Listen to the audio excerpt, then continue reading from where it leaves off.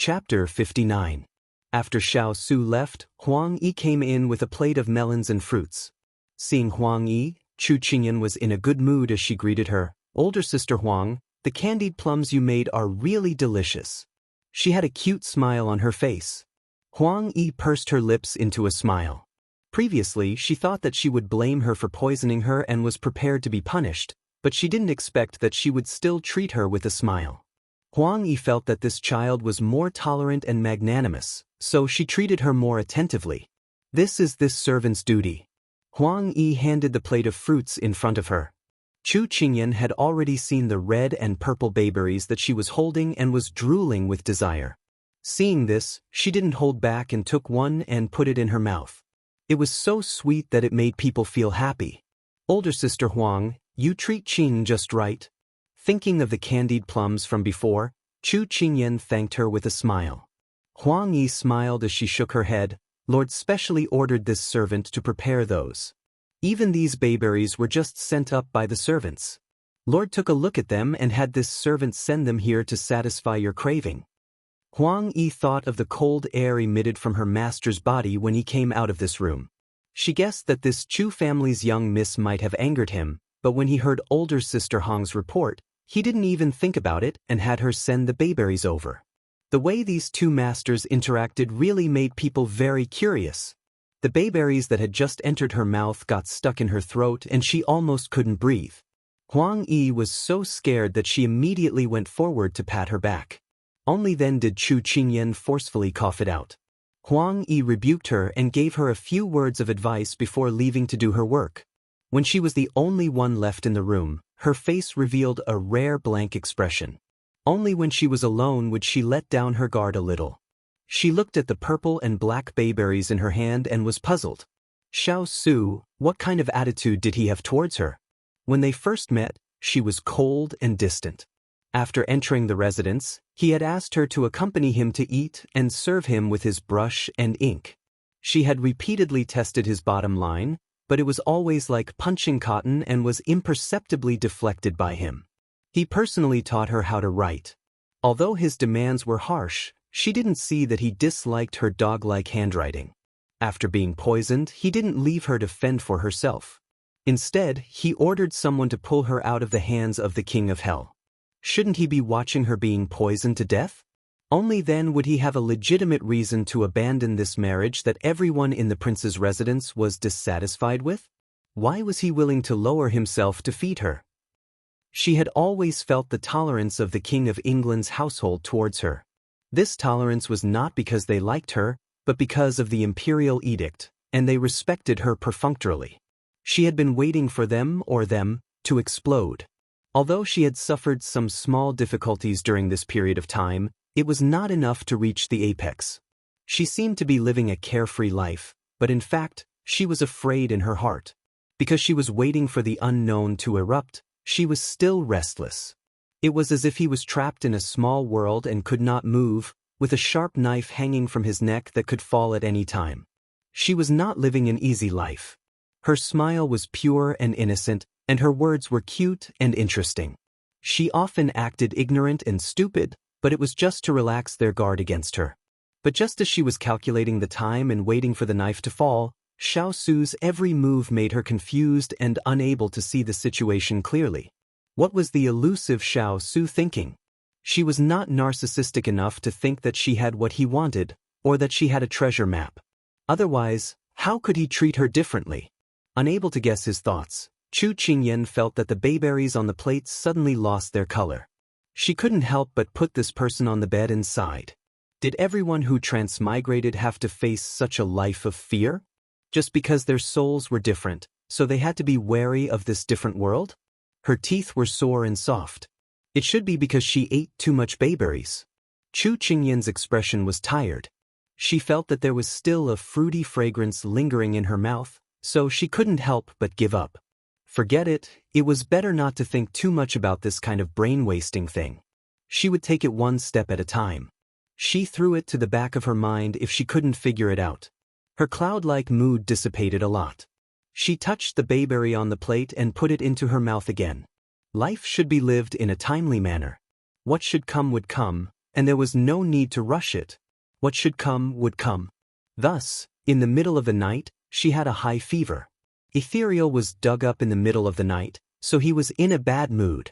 He retracted his fingers from Chu Qingyan's wrist and turned to respectfully say to his unhappy master, Miss Chu was poisoned this time, so her foundation is much worse. Perhaps it was the wind that caused the high fever. This subordinate will write a prescription for the servants to get the medicine, and the fever will subside soon. Xiao Su waved his hand to dismiss him. After he left, Xiao Su looked at the pale-faced person on the bed. His gloomy mood from being angered by her today instantly dissipated. He only felt that her rosy complexion was more pleasing to the eye, but at this time, she was an eyesore. Lord, it's already late. You still have to attend the morning court tomorrow. Let Hong Yi take care of 9th Miss Chu.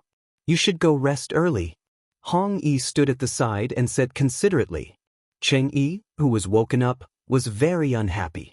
She glanced at Chu Qingyan, and then continued Hong Yi's words. Sister Hong is right. A cold is very contagious. Lord, you should go rest. Leave this to us. No need. You can all leave. Leave 2 servant girls outside the door on standby. Xiao Su was unmoved. After Hong Yi and Cheng Yi looked at each other, they were very surprised. Did Lord want to stay and take care of Chu Qingyan? The news of Lord personally feeding her had already spread throughout the Wangfu. Now that he was so concerned, could it be that Lord really treated her as the future Wang Fei? So the 2 of them obeyed and left, each with their own thoughts. Chu Qingyan, who had a high fever, was very restless as she lay on the bed. Her hands were tightly gripping the quilt, and from time to time, she would wave her hands and mumble something that no one knew what. Seeing this, Xiao Su couldn't help but sit down. He reached out and stuffed her restless hands into the quilt. That slender hand that made people afraid of accidentally breaking it surprised Xiao Su. She really was a child. And a mischievous child. Although she was sick, her perception of the outside world didn't dull because of it. Instead, it seemed to be more sensitive. In the midst of chaos, Chu Qingyan felt a calming force beside her. She leaned in that direction in a daze. Xiao Su, who was deep in thought, suddenly felt a certain someone restlessly climb onto him. Looking down, he saw that she was struggling to get into his arms. Xiao Su simply put his hands between her ribs. With a bit of strength, he pulled her into his arms. When Chu Qingyan's body, which was alternating between cold and hot, touched this warm embrace, she sighed comfortably and stopped moving. Xiao Su lowered his head to look at the person who was peacefully curled up in his arms. Thinking of the happy scene of commoners holding children as they strolled through the streets, he couldn't help but curve his lips. It seemed that raising a child wasn't bad. Chapter 60. Ethereal yawned as he watched the servants brew the medicine. His expression was impatient, and the servants were so frightened that they didn't even dare to breathe loudly. Everyone knew that Lord Ethereal was Lord's personal doctor. Not only was his medical skills superb, but he was also good-looking. Everyone treated him with respect. He was in a bad mood now, so no one dared to make a sound. He should have been sleeping soundly at this time, but he was forced out of bed. If it was Lord, he would definitely be at his beck and call without complaint. But why was it a girl who was still wet behind the ears? Moreover, it was a cold that wasn't challenging at all. He was a doctor after all. Why did he have to treat such a trivial illness? Moreover, he had to personally take care of the medicine and deliver it. Wasn't this too much of a waste? But what could he do if Lord was interested in this girl? Thus, the arrogant doctor was discouraged. When Ethereal came in with the medicine bowl and saw this scene, he was instantly stunned. His first reaction was, it was the first time he saw a girl in Lord's arms. The Lord, who had never been close to girls since young, was finally willing to touch a girl. His second reaction was, what a scam. Why was this girl a 10-year-old child? My heart is so sad. Ethereal's mood fell like a cloud. Looking at the unconscious Chu Qingyan, a complicated look appeared in his eyes. Xiao Su saw him staring straight at her and narrowed his eyes. Ethereal quickly lowered his head and handed the medicine bowl over. Lord, let Miss Chu drink this bowl of medicine. After she sweats a little, her fever will go down. Xiao Su took the medicine and touched the bowl with his fingers.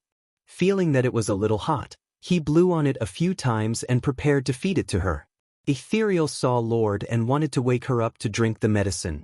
But for some reason, when his hand touched her arm, his eyes suddenly softened and he gently woke her up. Drink the medicine. Kong Ling felt as if he had been struck by lightning. Lord actually had a gentle side. He actually had a gentle side. He actually did. Xiao Su looked up, perhaps sensing the strangeness of Ethereal. What are you waiting for? The Lord had already given the order to chase them out. Ethereal immediately retreated. He wanted to find the fire spirit to talk about this matter. It was too terrifying. Recently, Chu Qingyan had gotten used to Xiao Su's cold and indifferent voice, so when she heard the familiar voice, she half opened her eyes in a daze and only saw a blurry silver mask. It was very familiar. Knowing that the other party would not hurt her, she let down her guard and obediently opened her mouth to let the other party feed her the medicine. Xiao Su's movements couldn't help but become gentler when he was sick and fragile.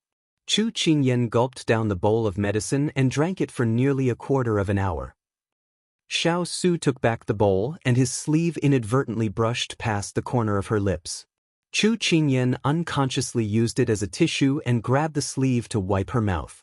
The remaining liquid left a brown stain on his clothes. Xiao Su raised an eyebrow as he looked at the person blinking her large misty eyes. He was not angry. If it was any other day, he would have already thrown such a bold person out. Why are you so good to me? Perhaps it was because she was muddle-headed from her illness that she did not have her usual fear and caution. Chu Qingyan tilted her head and curiously asked the question that had been in her heart for the past 2 days. This king is happy.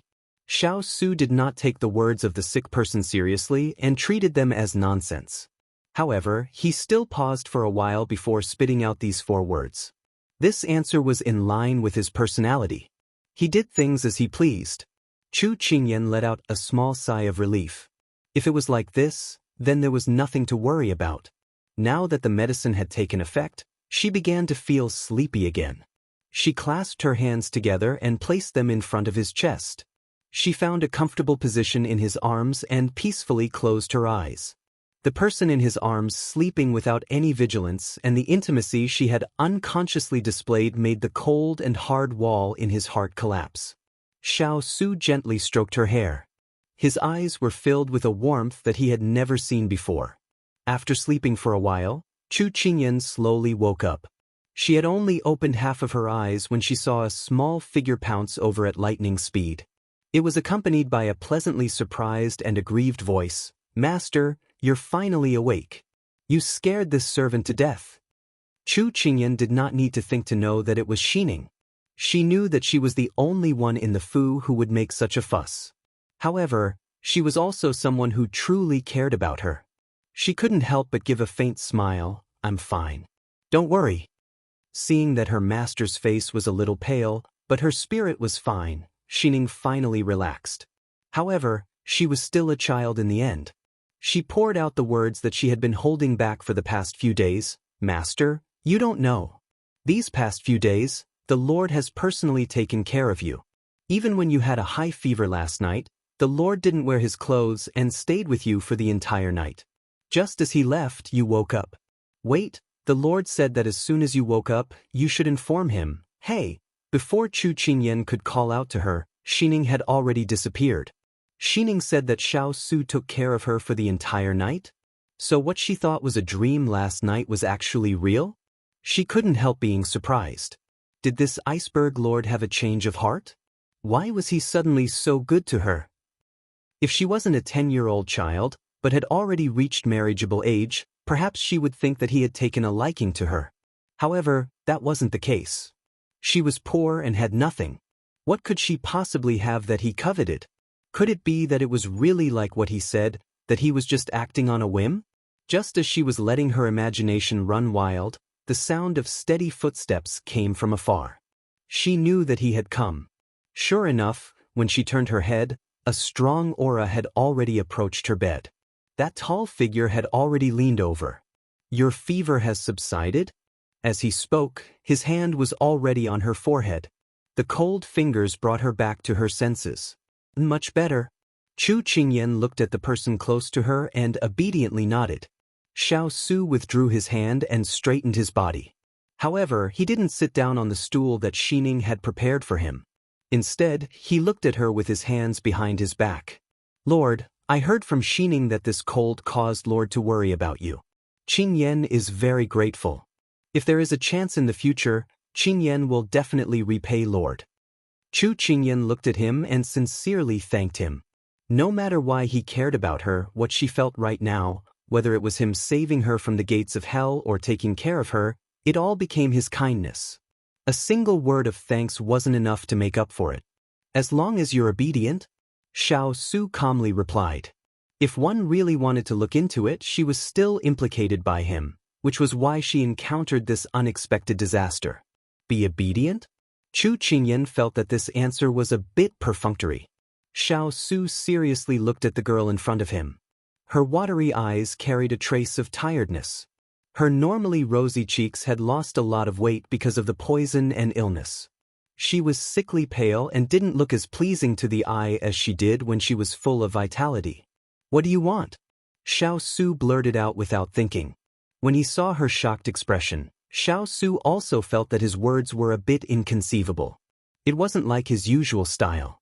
However, words that were said were like water that was spilled, so he didn't plan on regretting it. Instead, he stared at her. Chapter 61. Can I do anything? Although Chu Qingyan was surprised, it was rare for the iceberg to take the initiative to speak. She would despise herself if she wasted this opportunity. He was used to having everything in his own hands and rarely allowed others to speak. But when he remembered the answer sheet of his advisor, Xiao Su couldn't help but frown. As long as it's reasonable. Chu Qingyan's eyes lit up. She couldn't help but reach out and grab his sleeve, pleading, "Can I see my parents?" Ever since she entered the King of England's residence, she hadn't seen her parents. Whenever night fell, her emotions of missing her parents would start to overflow. Xiao Su took in the longing in her eyes and replied faintly, "Approved." Chu Qingyan was overjoyed. Lord is a good person. Xiao Su was slightly stunned by her. It was the first time he was praised as a good person by a half-grown child. In the past, the rumors about him were that he was a devil who killed without batting an eyelid. Even children didn't dare to get close to him, except for Xiao Ran. These two words were really refreshing when used on him. But after the joy, Chu Qingyan had a trace of doubt in her heart. She couldn't help but look out of the window. She wondered, was it because summer had arrived and the weather had become hot, so the cold air on the big iceberg's body was also affected? So his words and actions had become more humane? But Xiao Su's next words successfully dispelled this thought. But if your body hasn't recovered in 3 days, then there's nothing to talk about. Chu Qingyan stared at the departing figure and felt helpless. Sure enough, the older the ginger, the spicier it was. Xining, bring the medicine over. She didn't believe that she couldn't recover in 2 days. Xining answered loudly and happily went to the kitchen to get the medicine. But when she came back, behind her was a man who looked better than a woman. When she saw that the person was ethereal, Chu Qingyan couldn't help but recall the first time she saw him. Everyone had a love for beauty. Chu Qingyan couldn't help but be dazzled when she first met him. But this person's face was indifferent and he didn't even look at her. Chu Qingyan put away her emotions and looked at Xining, waiting for her to explain. Master, this is the godly doctor that Lord invited, Ethereal. It's all thanks to Lord Ethereal that you were able to escape this time. Xining received her master's question and introduced him with a smile. It turned out that the person who had saved her was this man who looked less than 20 years old. Chu Qingyan was slightly surprised, but she still acted like a child and said, "Thank you, Lord Kongling. This one can't accept this form of address." Ethereal was a bit impatient. This Chu Qingyan had a pure face and didn't have the calmness of a noble lady. Did she really need to be taken care of by Lord in the future? He somewhat looked down on this kind of pure, soft and weak woman. Chu Qingyan sharply sensed that this person was looking down on her. She frowned and innocently guessed that she didn't seem to have offended this person, so why was she being treated with hostility? Later on, when she met him again, Chu Qingyan consciously cooperated with him and only answered his questions. Originally, she wanted to establish a friendship with him and see if he would agree to help her treat her father's illness. But looking at the current situation, the chances of success were slim. Thus, Chu Qingyan temporarily put away this thought. If she had known earlier, she would have used Xiao Su's opportunity to treat her father's illness. Ethereal saw her lowered head and timid expression, acting like a fragile doll. He couldn't help but feel even more impatient. He took her pulse and turned to leave without saying anything.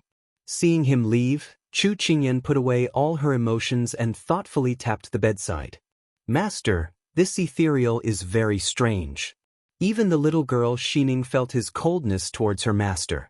The admiration she had for him suddenly disappeared by 70%. Chu Qingyan smiled. Everyone had their own eyes. This wasn't the first time she felt others looking down on her. Ever since she entered the King of England's household, this kind of look was not strange.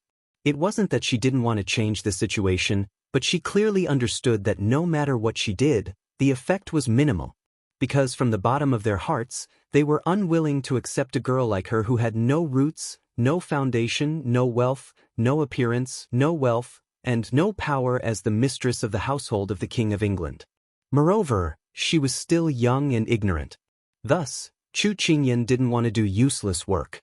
Since it was like this, then she would really do as they thought and act as a naive and innocent child. Perhaps it would be safer and more comfortable. Thinking of this, Chu Qingyan took the bowl of medicine from Xining's hand and drank it in one gulp. "My God, why is it getting more bitter?" Chu Qingyan's face wrinkled into a chrysanthemum and her expression was very conflicted. "Ethereal, is it? We've formed a big grudge." With Xiao Su's verbal agreement, Chu Qingyan actively cooperated to recuperate. She wasn't worried that Xiao Su would lie to her because her intuition told her that he wasn't that kind of person. Thus, along with her good mood, Chu Qingyan's body quickly recovered. When Xiao Su entered the room, Chu Qingyan couldn't wait to change her clothes and sat on the chair, waiting for him. As soon as she saw Xiao Su, she immediately went up to him. "My body is almost fully recovered. When can I see my parents?" Because Xiao Su often took the time to visit her these few days, she slowly felt that he wasn't as strict with her as before. Although he was still cold and indifferent, she didn't feel the sense of distance from him that kept people thousands of miles away. On the contrary, she felt that Xiao Su had an indescribable indulgence for her. This surprised her, but also made her secretly happy. After all, this person could be considered her financial backer in the future. People in high positions didn't like the people below them to always be afraid of them, so she was no longer as cautious and fearful of him as before. Under his unintentional indulgence, she also let go of herself. "There's no hurry. I'll take you out for a walk." Xiao Su's gaze fell on her face. Her cheeks had lost a lot of weight and were no longer as tender and chubby as before. However, those grape-like eyes were even brighter and shinier. However, at this moment, those eyes were filled with pitiful longing.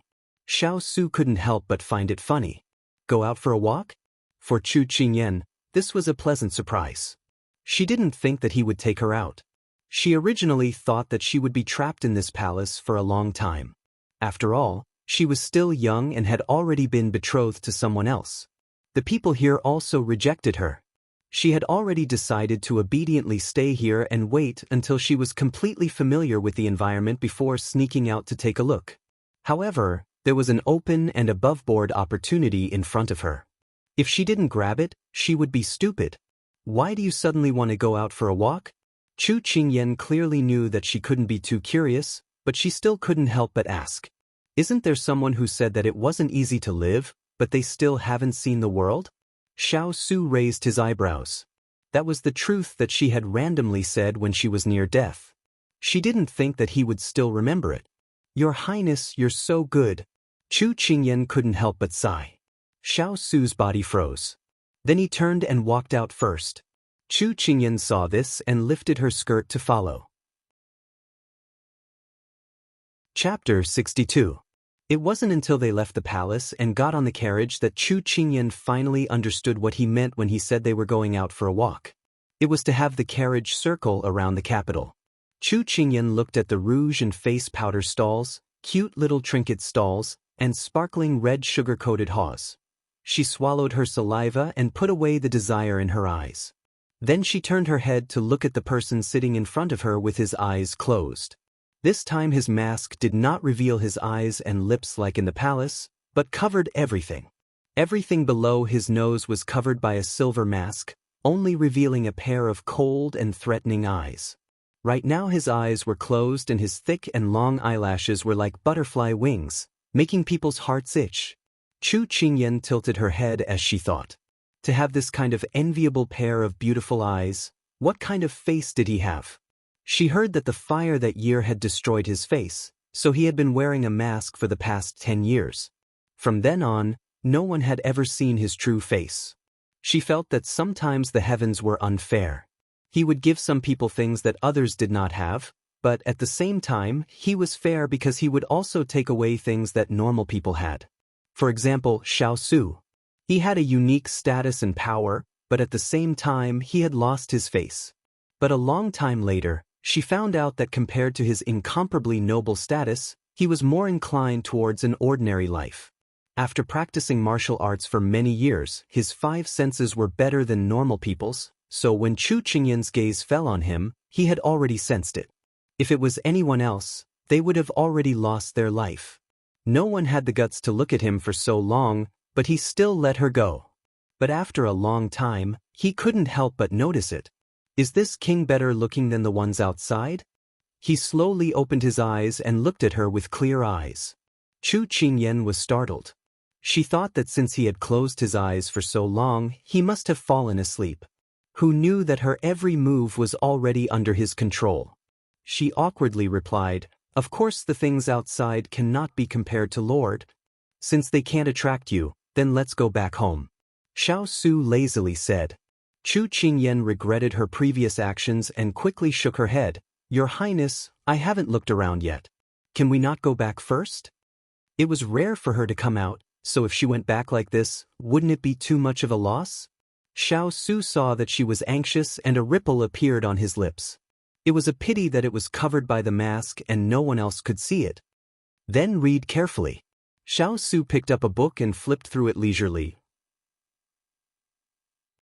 She was lucky to have lived 2 lives and have seen a world with advanced transportation and technology. She had also come to an ancient country with a long history. Everything was so wonderful that it was inconceivable. Coming here, this was the 2nd time she had passed by this prosperous street. Last time, the Chu family had brought her family back. Because her future was uncertain, she didn't have the heart to appreciate it. This time, she had the chance to look around. Xiao saw that she was looking at it with interest, so he withdrew half of his attention from her and lowered his head to flip through the book. But after a while, he felt his sleeves being gently tugged. He looked away and saw a pair of white hands grabbing his sleeves. Her pink fingernails rested on his black clothes. There was an indescribable feeling that made his heart skip a beat. He raised his eyebrows and followed the arm to look at her. Chu Qingyan understood the meaning of those beautiful eyes. "What is it?" She swallowed a mouthful of saliva and then raised her other hand. It was as if she had returned to class and raised her hand to ask questions. "Can I go down for a walk?" Chu Qingyan weakly asked. She could see the things on the street, but she couldn't touch them. It made her heart itch, so she dared to speak up. "Stop the carriage." She did not receive a reply from Xiao, but she heard him coldly give an order to the carriage. Chu Qingyan's eyes widened. Could it be that she had angered him and he wanted to throw her out of the carriage? The people outside immediately stopped the carriage when they received the order. Xiao looked over and saw her frightened face looking at him. He understood what she was thinking. So cowardly. After Xiao said this, 2 curtained hats were handed over from outside. After Xiao put them on, he got off the carriage, leaving Chu Qingyan in a daze as she stared at the white curtained hat in her hand. Xiao saw that she was still in a daze and felt a little impatient. He pulled her off the carriage and took the curtained hat from her hand. He bent down and helped her put it on. "Your Highness, with your status, it's not appropriate for you to appear in this kind of place." Gu Yi, who was following beside the carriage, disagreed. When he saw his lord help Chu Qingyan put on the hat, his voice trembled in disbelief. It's fine. Xiao Su casually replied. After making sure that she put on the hat, he stood up. Chu Qingyan looked up at the person in front of her through the white veil. He was dressed in black and stood with his hands behind his back, giving people a mysterious feeling. She suddenly understood that Xiao Su was a man of action. It seemed that she had to be a bit more quick-witted in front of him. If her reaction was half a beat slower, even if he didn't dislike her, she would still spurn herself. However, now wasn't the time to appreciate it. She smiled and asked, "Your Highness, where are we going?" Xiao Su said indifferently. After all, the person who wanted to get off the carriage was not him. Ninth young Miss Chu, this is not the prince's residence. Lord's status is noble and cannot be exposed. Gu Yi sternly corrected her. He didn't like Chu Qingyan, but because Lord was present, he couldn't show it. He reminded her very coldly. Chu Qingyan stuck out her tongue. Sure enough, like people brought up like subordinates. Even his words were so cold. But he was right. Usually, nobles like them would not condescend to walk on the streets. Moreover, Xiao Su's reputation among the common people was not good. Perhaps there were enemies lying in ambush. So Chu Qingyan thought about it and said to the person beside her, "Then I'll call you young master. You can call me Kai Kai. My status is young master servant. How about it?" Xiao Su looked indifferent again. "Then let's go." Chu Qingyan had already spotted an interesting place. With Xiao Su's permission, she immediately walked towards it. Gu Rong and Gu Yi looked at each other. How could a servant walk in front of her master? And looking at their master's appearance, it seemed like he didn't intend to make a fuss about it. They were secretly surprised but didn't dare delay. They ordered the driver to find a place to wait for them and then followed the two in front. Chapter 63. Just now, when Chu Qingyan was in the carriage, she had already noticed the stall selling sugar figurines. So when Xiao Su agreed, she immediately rushed over like a wild horse. Gu Rong and Gu Yi felt even more uncomfortable.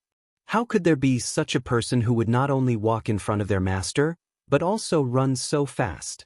They originally thought that their master would scold her for not following the rules, but looking at their master's expression, it seemed that he didn't care about Chu Qingyan's violation of the rules at all. The two of them could only keep silent. Chu Qingyan ran to the front of the stall, and like many other children of her age, she stared at the craftsman. She saw that the craftsman first used an oil felt to gently rub on the stone slab, and then used a very delicate small copper spoon to scoop out a little syrup. Then he tilted it slightly, and the syrup slowly flowed out. The craftsman immediately lifted it up, and the golden syrup seemed to be hanging in midair. Following that, the beneficiary's wrist nimbly moved up and down. She didn't know how he did it, but a lively little monk appeared. Then, when the sugar figurine cooled and took shape, the craftsman added 2 drops of sugar paste on it and quickly stuck it on a bamboo stick. Then he casually stuck it on the straw handle and continued to repeat the action just now. Chu Qingyan was dazzled. This was the traditional culture passed down from ancient times. She was amazed by the breadth and profoundness of the 5,000 years of culture. When she was in Yugu City, she had seen it before, but she wasn't as skilled as the craftsman in front of her. There were so many patterns. Looking at the increasing number of sugar figurines, animals, flowers and plants on the straw handle, she couldn't help but be entranced. Cough cough. Chu Qingyan was startled back to reality by the sound beside her. She turned her head and found that Gu Rong was staring at her, and Gu Yi's expression was also very bad. Chu Qingyan then remembered the person behind her. She was a little annoyed. How could she forget about him? She didn't know if he was angry. Chu Qingyan couldn't help but slowly turn her head to look at the person behind her. She stole a glance at him, trying to see if he was angry from his expression. Xiao Su, who was standing with his hands clasped behind his back, had originally seen her staring at the craftsman's every move with a serious expression. She looked like an inexperienced little rabbit who was curious about everything. However, at this moment, she turned her head and looked at him with a fawning expression. Xiao Su had no experience in taking care of children. If it was in the past, he wouldn't have been able to guess what she was thinking. However, after reading the parenting manuals his subordinates had given him, He often took them out to study and explore the knack of it. At this moment, he remembered that one of his aides had written that when a child saw candy, their eyes would light up. They would always act spoiled and shamelessly ask adults to buy them. Occasionally, they could buy some to give the child a little sweetness. Xiao Su raised his eyebrows. You want it? Chu Qingyan could not follow his train of thought. What? Meanwhile, the craftsmen in the stall had long noticed these people who were dressed out of the ordinary. However, due to their unapproachable aura, they had not asked. Now that the nobleman in the lead had spoken, the craftsman immediately welcomed them with a smile. Dear customer, which one do you like? I'll get it for you. Chu Qingyan glanced at the craftsman, then looked at Xiao Su. Seeing that his expression was indifferent and non-committal, Chu Qingyan finally understood what he meant. She breathed a sigh of relief and was instantly elated. With Xiao Su's permission, she carefully picked out the clay figurines on the straw handle. Unfortunately, they were all very lifelike, so she didn't know which one to choose. Xiao Su saw that she was hesitating for a long time and became a little impatient. He said to the craftsman, "We'll take all of these." Chu Qingyan was shocked. She quickly waved her hand and casually pointed at one. This one will do. If it was like what he said and he bought all of them, she wouldn't be able to eat so much. Xiao Su ignored her and stared at the craftsman. Seeing that he had met a generous customer, the craftsman quickly picked up all the sugar figurines on the straw handle. As he worked, he smiled at Chu Qingyan and said, "Miss, you're so lucky to have such a good father." Everyone's faces darkened. Gu Rong and Gu, nonsense. My lord hasn't married yet, how could he have a child? Chu Qingyan, Big Ice Cube won't be angry, right? Xiao Su did not react. Chu Qingyan was surprised, but she still hurriedly explained, "Boss, don't misunderstand. This is my family's young master. I'm just a servant." This time, it was the craftsman's turn to be shocked. These two did not look like master and servant. Moreover, how could a master accommodate a servant and even buy things for her? If it was really as this girl said, then he could only say that you city people really knew how to have fun. Chu Qingyan was holding a dignified sugar figurine in her hand. Somewhat overwhelmed by the favor, she pulled the sleeve of the person beside her and said softly, "You bought too much." Xiao Su glanced at her and said indifferently, "This prince never mistreats his own people." Chu Qingyan stood there in a daze. Not mistreating her own people? Was she hallucinating? Was she already acknowledged? Perhaps it was because she hadn't reacted for a long time, and the crowd was slowly increasing, so Xiao Su didn't think too much about it and pulled her forward to avoid a carriage that was speeding towards them. "Let's go." Xiao Su let go of her and took the lead to walk away. Chu Qingyan lowered her head to look at her wrist. That cold touch did not seem to have dissipated from her skin. Chu Qingyan chuckled and followed the person in front of her. Gu Rong and Gu Yi, who were shocked by the scene in front of them again and again, lowered their heads to look at their hands full of sugar figurines. They felt as if they had been struck by lightning. Everything was an illusion, right? The craftsman at the side was dumbfounded as he watched the two people walking further and further away. Didn't they say that they were master and servant? What's going on? You city people really knew how to have fun. The dazzling array of goods and cosmetics dazzled Chu Qingyan. In addition, she felt that the people around her really treated her like a child. Chu Qingyan no longer restrained herself and walked around looking. Whenever she saw something, Xiao Su would order someone to buy it. Chu Qingyan felt more and more that this cold lord was quite humane. It was just that the two bodyguards had to suffer because their hands were full of small things that they bought along the way. Xiao Su followed behind her. Although his steps seemed casual, he was always at least 3 steps away from Chu Qingyan. Every time Chu Qingyan turned her head, she would be able to see him. Then she would feel at ease and continue to play with the things on the stall.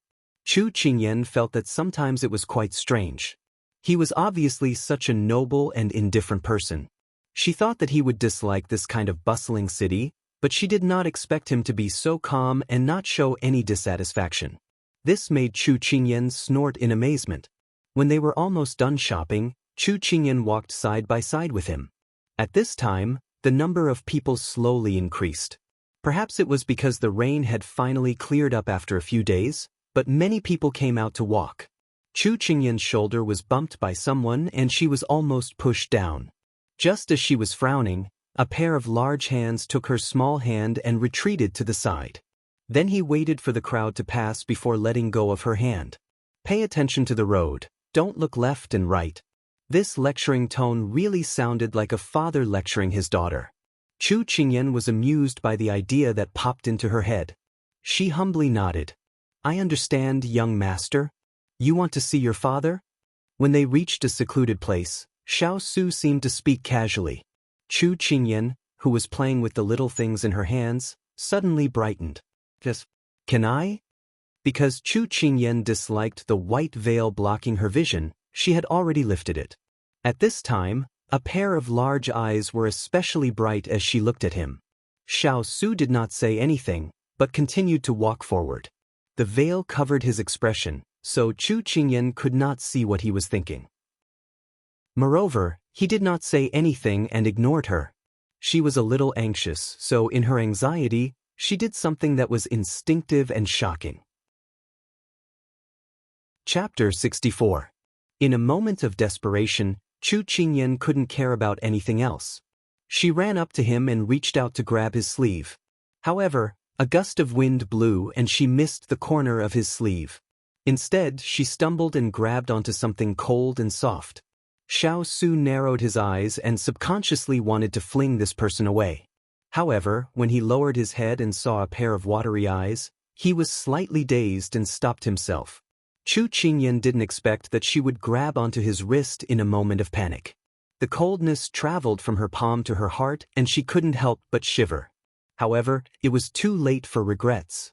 She tightened her grip on his hand and looked up at him stubbornly. Lord, what do you mean by what you said just now? Xiao Su raised his eyebrows. This girl usually looked like a yes man to him and didn't have any temper at all. However, when it came to her family matters, her true nature was revealed. However, to be honest, this side of her was more pleasing to the eye. You'll know when you catch up. Xiao Su didn't intend to say anything more and turned to leave. Unfortunately, the person beside him hadn't reacted yet and refused to let go of his hand. Xiao Su was a little impatient. He used a little more strength and easily broke free of her hand. Chu Qingyan looked at the handsome figure slowly disappearing into the crowd and bit her lips. Her emotions were no longer as agitated as before. She calmed herself down and understood that if he did not tell her, no matter how much she asked, he would not tell her. Hence, she heaved a sigh of relief and quickly ran towards that person. Gu Rong and Gu Yi looked at each other. This was the first time that someone could touch Lord and come out unscathed. They looked at Chu Qingyan in disbelief. For some reason, Chu Qingyan felt that she couldn't keep up with the person in front of her. It was a little strenuous to jog. She rolled her eyes at him. Didn't he know the difference in physical strength between men and women? Didn't he know that her legs were shorter? In the end, she had no choice. Worried that she would lose him, Chu Qingyan reached out to hold his finger without thinking. In any case, so many people had mistaken him for her father along the way. It was natural for a daughter to hold her father's hand, wasn't it? Although Xiao Su was walking in front, he was paying attention to what was behind him. When he saw her reach out her hand, he instinctively wanted to avoid it, but in the end, he didn't know why he didn't move away. That pair of soft, boneless hands were embedded in his palm, like a budding flower bud being held in his palm. His fingers were slightly stiff, and he didn't move at all. If the flower bud was too light, it would fall off. If it was too heavy, it would be crushed. After putting her hand in his, Chu Qingyan was still looking at the gauze hat, but she couldn't see anything special about it. However, she felt that it was a good sign that he didn't shake her off. Since he treated her like a child, then she should properly exercise her rights as a child and build a good relationship with him. Her life would be better in the future. Chu Qingyan completely didn't realize that perhaps it was from this step that she and he began to fall. After testing it out, Chu Qingyan boldly opened her fingers and firmly held his hand. She wanted to see how he was going to shake her off like this. Her tender fingers were warm, and they were wrapped around his fingertips. They seeped into his skin and into his blood. They broke through the ice and gradually merged into his heart. A crack appeared in his frozen heart, and that wisp of fragrance wormed its way in. Perhaps, her journey of breaking through the ice quietly began at this moment. He couldn't help but lower his head to look at the person beside him. Her tender face was as innocent as a child, and her large watery eyes flashed with a hint of success. He should have reprimanded her for her rudeness, but at the last moment he tightened his grip on her fingers and held them tightly in his palm. His footsteps also slowed down, and he looked forward. His tone was still indifferent. "Watch the road." Chu Qingyan immediately looked forward and saw a man in his prime pushing a wooden cart with wooden buckets coming towards them. She immediately dodged to his side and patted her chest. She was no longer distracted and followed the person beside him closely. Thus, this small accident made her forget about their interaction just now. She held his hand tightly, afraid that another accident would happen. This father and daughter pair is so handsome. Just by looking at their figures, I can feel that they are extraordinary. The passers-by noticed the two of them and couldn't help but sigh. Chu Qingyan felt that it was funny, but she also felt that Xiao Su was wronged. He hadn't even started a family yet, but he was already labeled as the father of a 10-year-old child. She wondered if he was sullen in his heart. Xiao Su never paid attention to such gossip, so when the exclamations of the passers-by reached his ears, he just held the person in his hand tightly and strode forward calmly. On the other hand, Gu Rong and Gu Yi, who were carrying a large pile of things behind them, stared at the passers-by with eyes as sharp as knives. At the same time, they were full of shock. Lord actually allowed that girl to hold his hand. It was simply too inconceivable. Chu Qingyan also didn't know where he was going. She only felt that the more they walked, the fewer people there were and the more comfortable the air was. At this time, Xiao Su stopped at a restaurant. Chu Qingyan followed his line of sight and looked up at the plaque, Yellow Crane Tower. The dark gold strokes were inlaid on the dark red plaque, revealing a grand atmosphere. She couldn't help but think of a poem that she had learned before. The people of the past had already left on the Yellow Crane, leaving the Yellow Crane Tower empty. The Yellow Crane left and never returned. The white clouds lingered in the sky for 1,000 years. Perhaps the name of this place came from this poem. However, she didn't know if this dynasty had experienced the Tang dynasty, because this dynasty had never appeared in her memory. Perhaps the textbooks had missed it and didn't record it. As Xiao Su stepped into the restaurant, the aroma of food greeted them. Chu Qingyan thought, could it be that he wanted to have lunch here? Then what about the matter of meeting her parents? Even though she had doubts in her heart, Chu Qingyan still calmed down and followed him. Under the warm greetings of the waiter, their group went up to the second floor. At this time, a black-clothed man came up with a smile. "Master?" Chu Qingyan remembered this person. When Xiao Ran wanted to punish her, he was the one who stopped him. She was a bit puzzled as to why he would appear here. Hua Ling's sharp eyes saw the hands that were held together and a surprised and complicated expression flashed in his eyes. "Where is she?" Xiao Su looked at him. Hua Ling smiled and said, "I've already brought her here. You can rest assured with this subordinate taking care of things." Chu Qingyan didn't understand their questions and answers, but there was a strong thought in her heart. She couldn't help but look at Xiao Su. "The person you want to see is inside," Xiao Su lightly said to her. Chu Qingyan's face lit up with joy. She wanted to run in, but she thought of something and could only look at him eagerly. She looked like a little dog wagging its tail.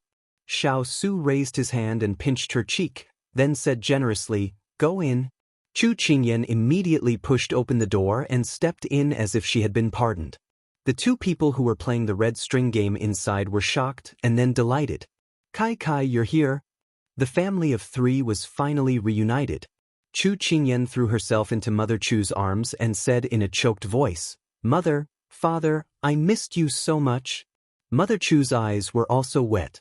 "Kai Kai, Mother missed you too." Father Chu opened his arms and hugged the two of them, imitating Mother Chu's words and sobbing, "Kai Kai, Mother missed you too." Xiao Su watched this happy and harmonious scene from outside the door, and a faint shadow flashed across his eyes. Since he was young, this kind of warmth had been very far away from him, and he had always been a bystander. Chu Qingyan only then remembered that Xiao Su had actually left her to the side. She hurriedly turned to introduce her parents to him, but she didn't expect her father to rush up before her.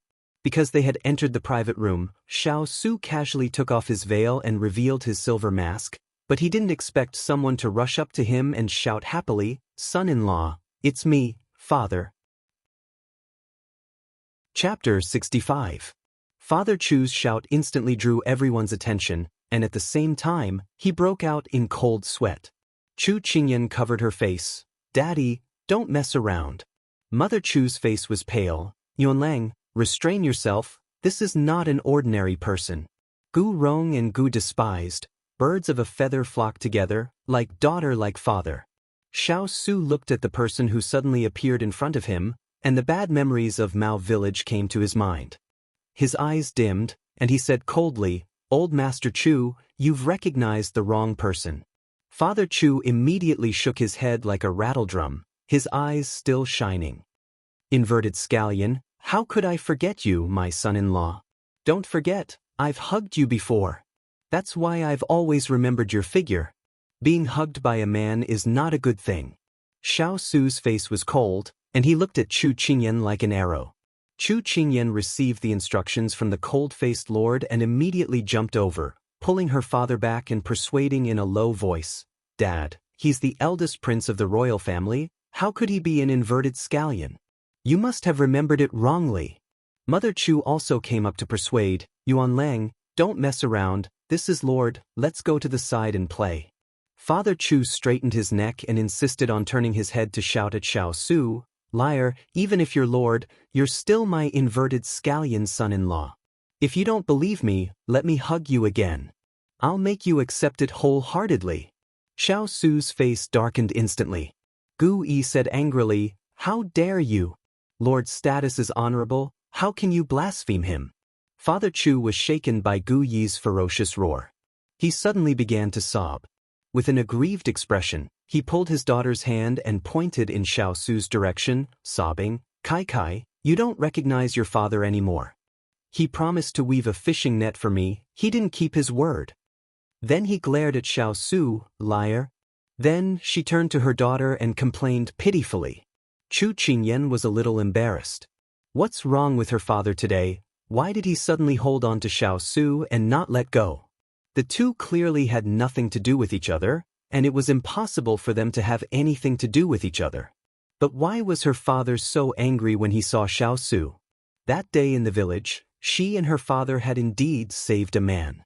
After that, the man left them some money and left. She didn't expect that her father would still miss him. Even after a few months, he still couldn't forget about him. However, her father had never lied. Chu Qingyan found it strange and couldn't help but stare at Xiao Su carefully. She tried to recall the characteristics of that person, but she couldn't figure anything out.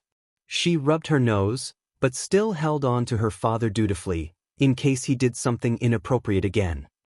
With Xiao Su's group around, Mother Chu didn't know how to start a private conversation with her daughter. Instead, Chu Qingyan kept asking her mother about their recent situation.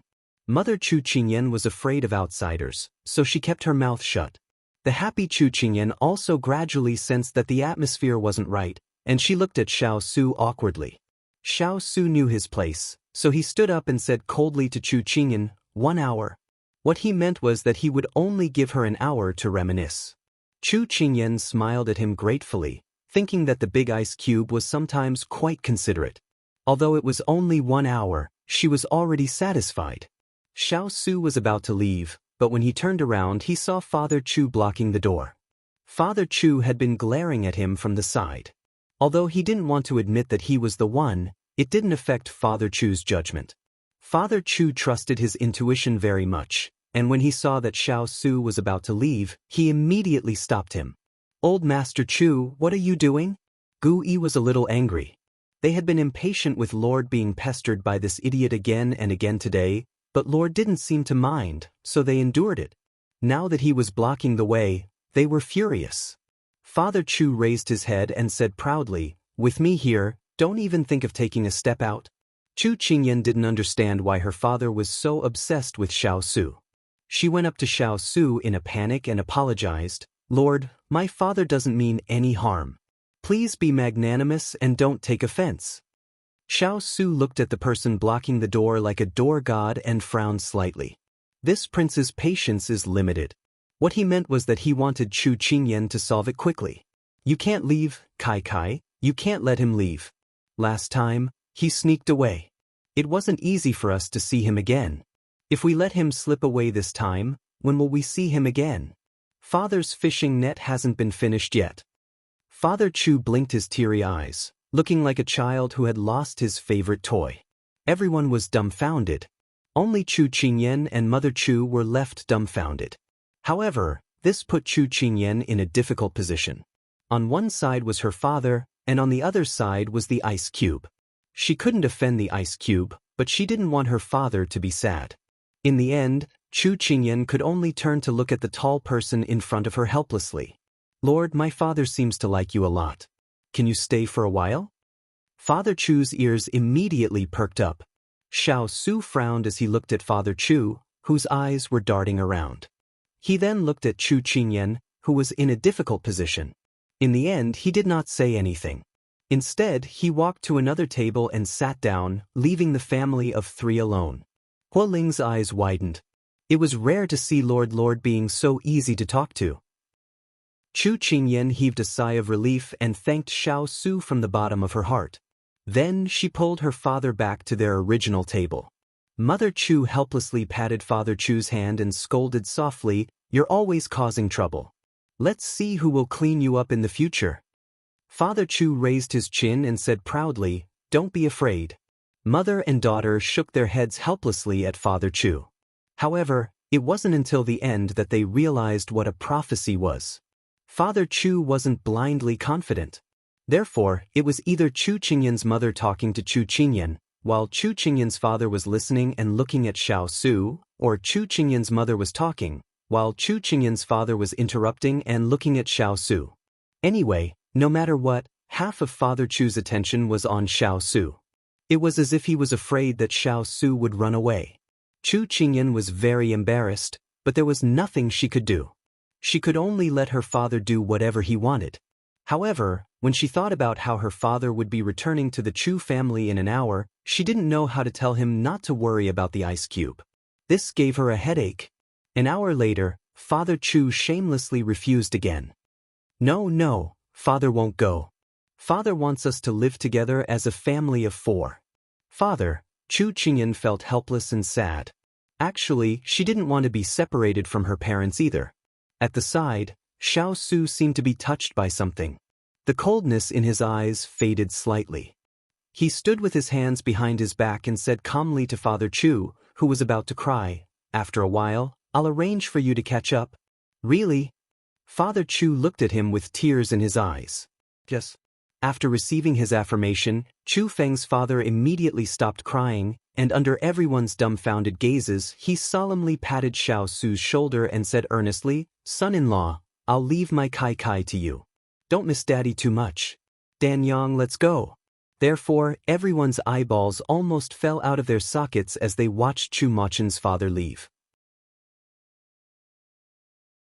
Chapter 66. Kai watched her parents leave. She was a little embarrassed to face Xiao Su. She hadn't expected her father to do that. "Lord, my father was rude today. Please don't take it to heart." Under his gaze, Chu Qingyan's voice became softer and softer. She couldn't continue. Xiao Su looked at her hands fidgeting unnaturally and said mildly, "Don't do it again." Gu Rong and Gu Yi had suffered enough shocks today. Seeing that Lord forgave them so easily, they didn't find it strange anymore. Chu Qingyan found it hard to believe. The big ice block had really become very easy to talk to recently. It was already evening. It was time to go back to the residence for dinner. Chu Qingyan looked at the restaurant behind her. It was a pity that they booked a private room and didn't eat anything. What a waste. However, in comparison, she felt that Huang Yi's cooking was better. She happily followed Xiao Su. Because the carriage stopped under the shade of the tree, the group slowly walked back the way they came. She didn't know whether it was intentional or not, but as soon as they left the restaurant, Xiao Su naturally took her hand. With the previous adaptation, Chu Qingyan didn't feel awkward. Instead, she was already used to it. Kai, seeing that Lord treats you well, Mother is relieved, This was her mother who whispered in her ear before leaving. Chu Qingyan tilted her head and looked at him thoughtfully. Xiao Su keenly noticed that her mind was wandering. Is something the matter? Lord, thank you for specially bringing my parents out. You're so good to me. Chu Qingyan smiled at him without thinking. Xiao Su said matter-of-factly, it's good that you know. Chu Qingyan thought that he would be polite. She didn't expect him to admit it so openly. She choked at first, then laughed. Did that mean that she had successfully found a sugar daddy?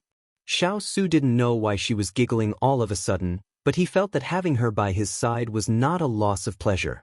Calm and collected, the years were peaceful.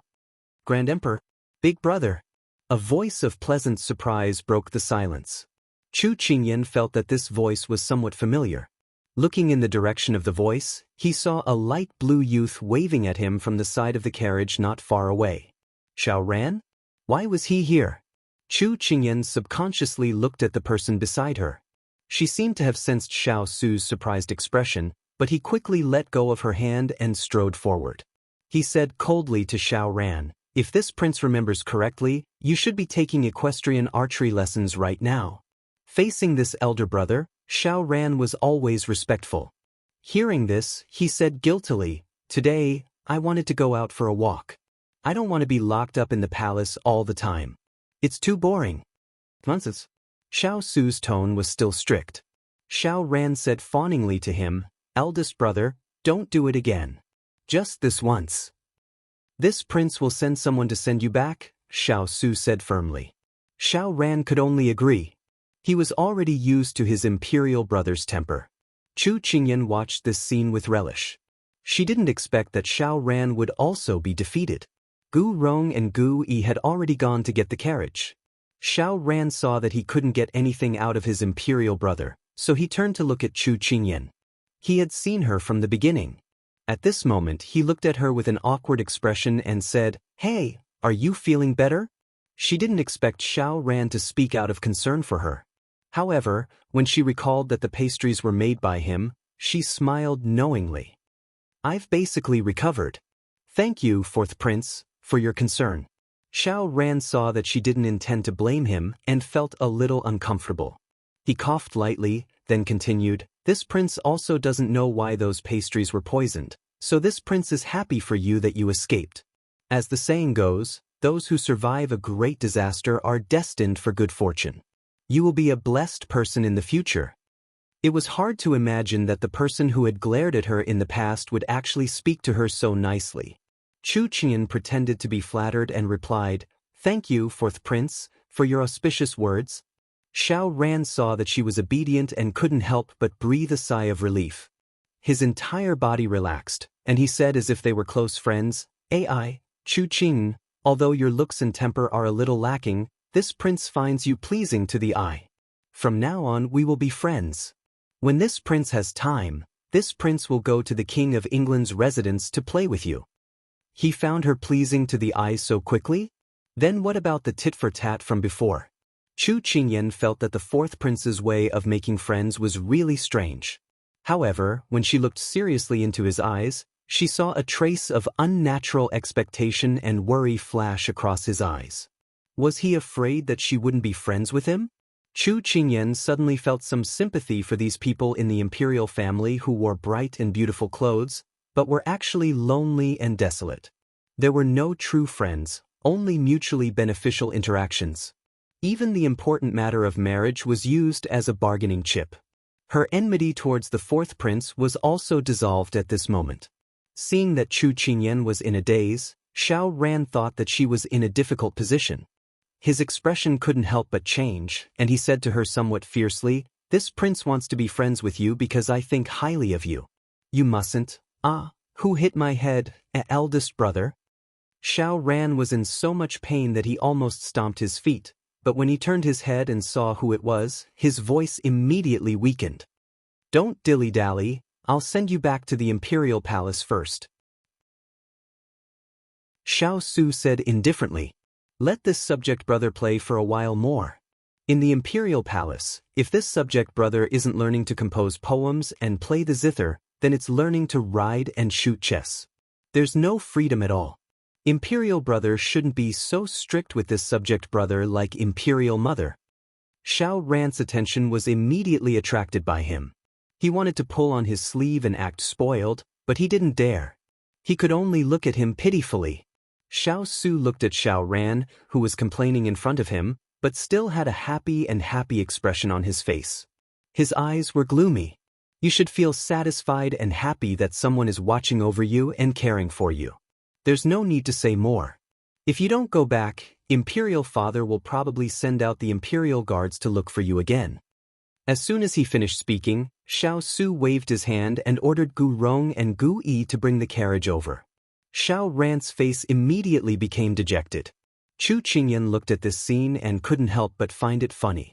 Although Xiao Su usually looked cold, he seemed to be quite caring towards this imperial brother of his. But she faintly felt that when he said those words just now, his voice seemed to be tense and a little lonely. She thought of the rumors she had heard before. Sichuan Emperor was more guarded than doting towards this eldest son of his. He was cold and indifferent, but close to him. Looking up at the straight and calm figure in front of her, she suddenly felt a trace of pity for the person in front of her. Eldest brother, stinky girl, I'm going back. When the carriage arrived in front of him, Xiao Ran no longer made a futile struggle. He waved his hand at the two of them. Although he was a little unhappy, he still obediently got on the carriage. At this moment, more than a dozen black shadows appeared out of thin air, holding sharp blades and cold swords. They whistled as they fell. Chapter 67. As the killing intent approached, the horses were also intelligent animals. Their hooves moved restlessly, and the horses' nostrils snorted. As they moved, the carriage became unstable. Xiao Ran clung to the shaft of the carriage. Seeing that the situation was not good, he immediately jumped down. Perhaps he was a noble of the imperial family. Seeing this scene, he did not panic. Instead, he calmly stood in place, glaring angrily at the men in black who came with ill intentions. Chu Qingyan originally thought that Xiao Ran was young and would be frightened. She did not expect that in just a moment, she would see the reliable side of this unreliable prince. However, she was really frightened. The killing and plundering that was shown on television was because she knew that it was fake, so she did not feel anything. But now that it was about to happen to her, her fingers could not help but tremble. But when she saw the tall and straight person standing in place as if nothing had happened, the fear in her heart dissipated. She was originally standing a little far from him, but she could not help but take a few steps closer. Then, she stood behind him and looked at these people with wide eyes. Xiao Su frowned. These people's footsteps were light. It could be seen that their martial arts were not weak. He did not know when these people had been hiding in the capital. Kill. The men in black saw that there were not many of them and immediately attacked. Moreover, the direction of their attack was actually Xiao Ran.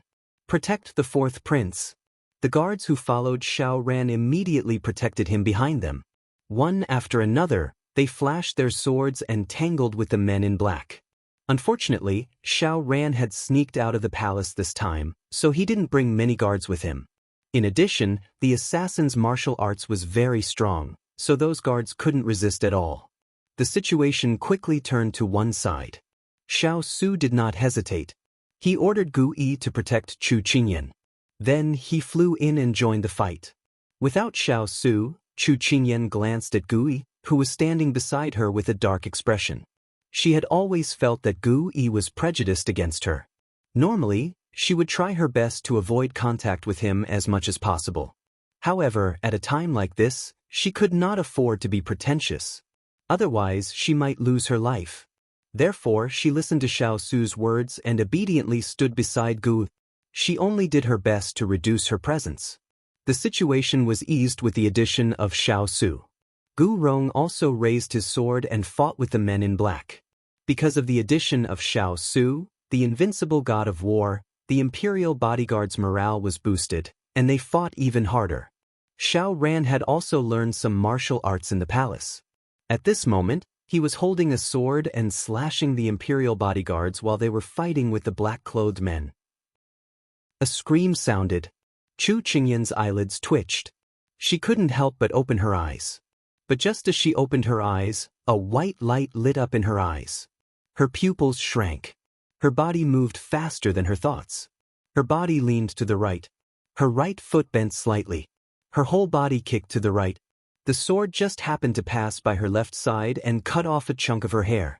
She used too much strength and her legs were weak. After dodging the attack, she did not stand firm and her whole body fell to the ground. She instantly raised her head to look at the man in black who had missed and was raising his sword in her direction again. She finally knew what it felt like to be caught in the crossfire. At this time, Xiao Su's back was facing her. He did not see what happened to her at all. Xiao Su was like a sickle harvesting grass. He took care of the men in black one by one. However, the other side had more people. It would take some time to kill them all. But now was not the time to think about this. She suddenly remembered that Xiao Su had arranged for Gu Yi to protect her. She looked around and saw Gu Yi's figure in the middle of the fight. Her cry for help was stuck in her throat. However, amidst the flashes and shadows of swords, she suddenly realized something. Except for Xiao Su, these people did not take her seriously at all. If it weren't for the fact that the West Xian Emperor had bestowed a marriage upon her, these fierce men that Xiao Su had brought out from the battlefield wouldn't even spare her a glance.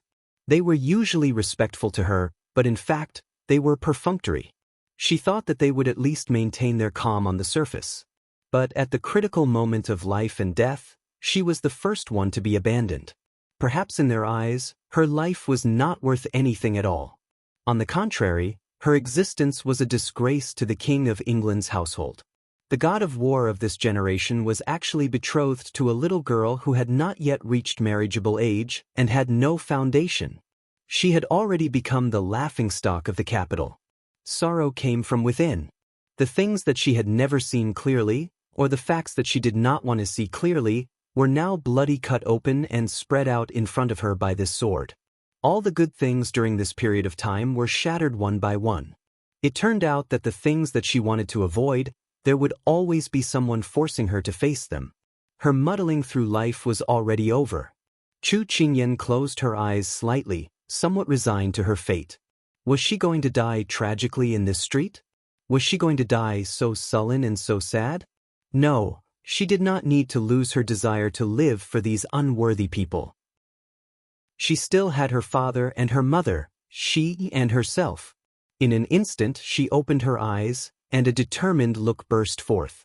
It was so bright that the black-clothed man's eyes flashed slightly, and his movements also hesitated.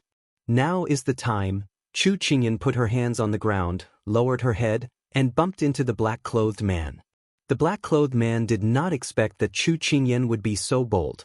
He was caught off guard and retreated a few steps. Taking advantage of the fact that the black-clothed man did not react, Chu Qingyan ran towards the carriage closest to her. She grabbed the shaft of the carriage and immediately climbed up. She wriggled her way to the coachman's seat, picked up the whip, and lashed at the horse, wanting to drive the carriage away from this troublesome place. When the black-clothed man saw Chu Qingyan climb up the carriage, he thought of the shame of his failure just now, and revealed a cruel smile. When Chu Qingyan was in a flurry to drive the disobedient carriage, he slowly approached. When he saw that Chu Qingyan revealed a frightened expression, he brandished his sword and chopped at the horse. The horse neighed in pain, and its two front hooves jumped high. The carriage suddenly tilted back. Chu Qingyan did not expect this, and her whole body was thrown into the carriage, fiercely hitting the wall of the carriage. The horse was in so much pain that it spread its four hooves and charged forward in a mess. Chu Qingyan was dizzy from the collision. At this time, seeing that the situation was not good, she wanted to get up and pull the reins. Unfortunately, the horse was injured, and the pain made it forget everything, so it did not care about anything else. Chu Qingyan wanted to get up, but she was powerless. Her whole body was knocked around in the carriage. The horse had already gone crazy, and in addition, it was a warhorse brought back from the battlefield, so its lethality was very strong. Soon, it overturned a lot of stalls. Chu Qingyan gritted her teeth in the carriage. That black-clothed man must want her to die in the carriage. Because at this speed, the carriage would soon be destroyed and people would die. Chapter 68. In the middle of the busy city, a crazy carriage suddenly appeared. The common people all dodged, and screams rose one after another. Soon, Chu Qingyan vaguely felt those screams gradually fade away, leaving only the tragic neighing of the horse. Chu Qingyan opened her eyes. Coincidentally, the carriage's curtain was lifted up by the horse's speed. She looked in confusion, but in an instant, her eyes widened with fear. She couldn't be blamed for being afraid, because there was no road in front of the carriage. It was the capital's city wall. But the horse did not seem to feel anything, and continued to charge forward without slowing down. Was she going to lose her life here? Chu Qingyan's heart was filled with despair. She really wanted to see her father and mother one more time. She closed her eyes hopelessly. Xiao Su couldn't find her. Would he come looking for her? Would there be a miracle? The corners of her mouth curved into a bitter smile. In this kind of critical moment, the first person she thought of was actually him. The sound of the horse's hooves, the dust danced in the air. She could faintly hear the pagoda bell and the sound of the wooden fish. Chu Qingyan didn't care, but she clearly felt that the bumpy carriage seemed to have a cushion, and the fierce neighing of the horse seemed to have weakened. The result of this was that the pagoda bell and the sound of the wooden fish, accompanied by the clear sound of the incantation, seemed to be circling around her ears, like a sudden rain on the hot and restless earth. Chu Qingyan was surprised to feel the carriage gradually slow down, and in the blink of an eye, it slowly came to a stop. Chu Qingyan didn't think much, and immediately opened the carriage's curtain, but when she saw her situation, she was stunned. The city wall was just 3 steps away from the horse. It was a sturdy wall made of grayish-white rocks. Chu Qingyan's face turned slightly pale. She did not dare to stay any longer. She dragged her body and quickly rolled down, afraid that the horse would go crazy again. One step was unsteady, and she fell to the ground, raising the dust on the ground. She choked on the dust, and her whole person was in a sorry state. But in a life-and-death situation, who would care about this image? Just as Chu Qingyan was about to get up, she heard the tower bell ring again. But this time, it was close at hand. "Benefactress, are you all right?" The clear voice entered her ears like the wind and rain. It was soft but not charming, moisturizing and soundless.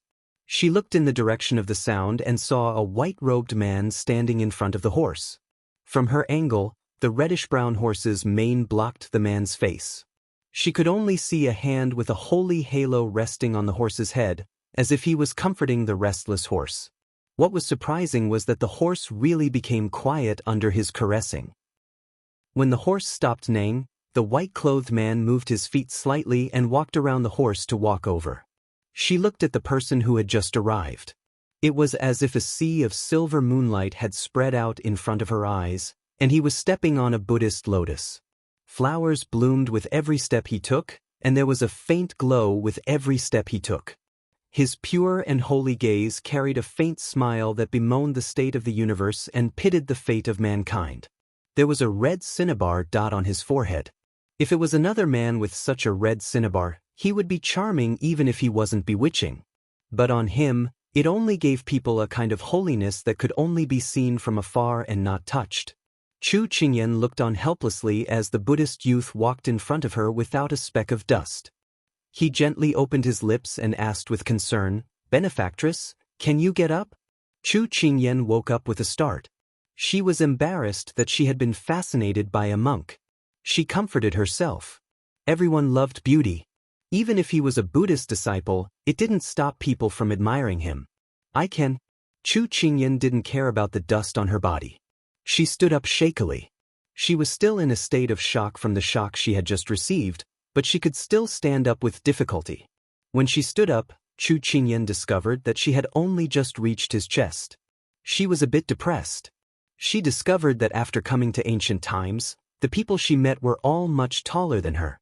Whether it was Xiao Su, her father, or that Xiao Ran who was only 2 years older than her, if she wanted to talk to them, she had to raise her head high. It seemed that it was imperative for her to grow taller. But when she raised her head to look at the person in front of her, the person's facial features were clear. His eyes were smiling, but he was looking at her without any sadness or joy. He was only a 17 or 18-year-old young monk, but he gave people a feeling that he had seen through the mundane world and understood everything clearly. "Great master, were you the one who saved me just now?" She guessed that the horse had suddenly stopped because other than the person in front of her, there was no one else who had helped. Her voice was filled with gratitude as she looked at him with bright eyes. "Female benefactor doesn't need to worry.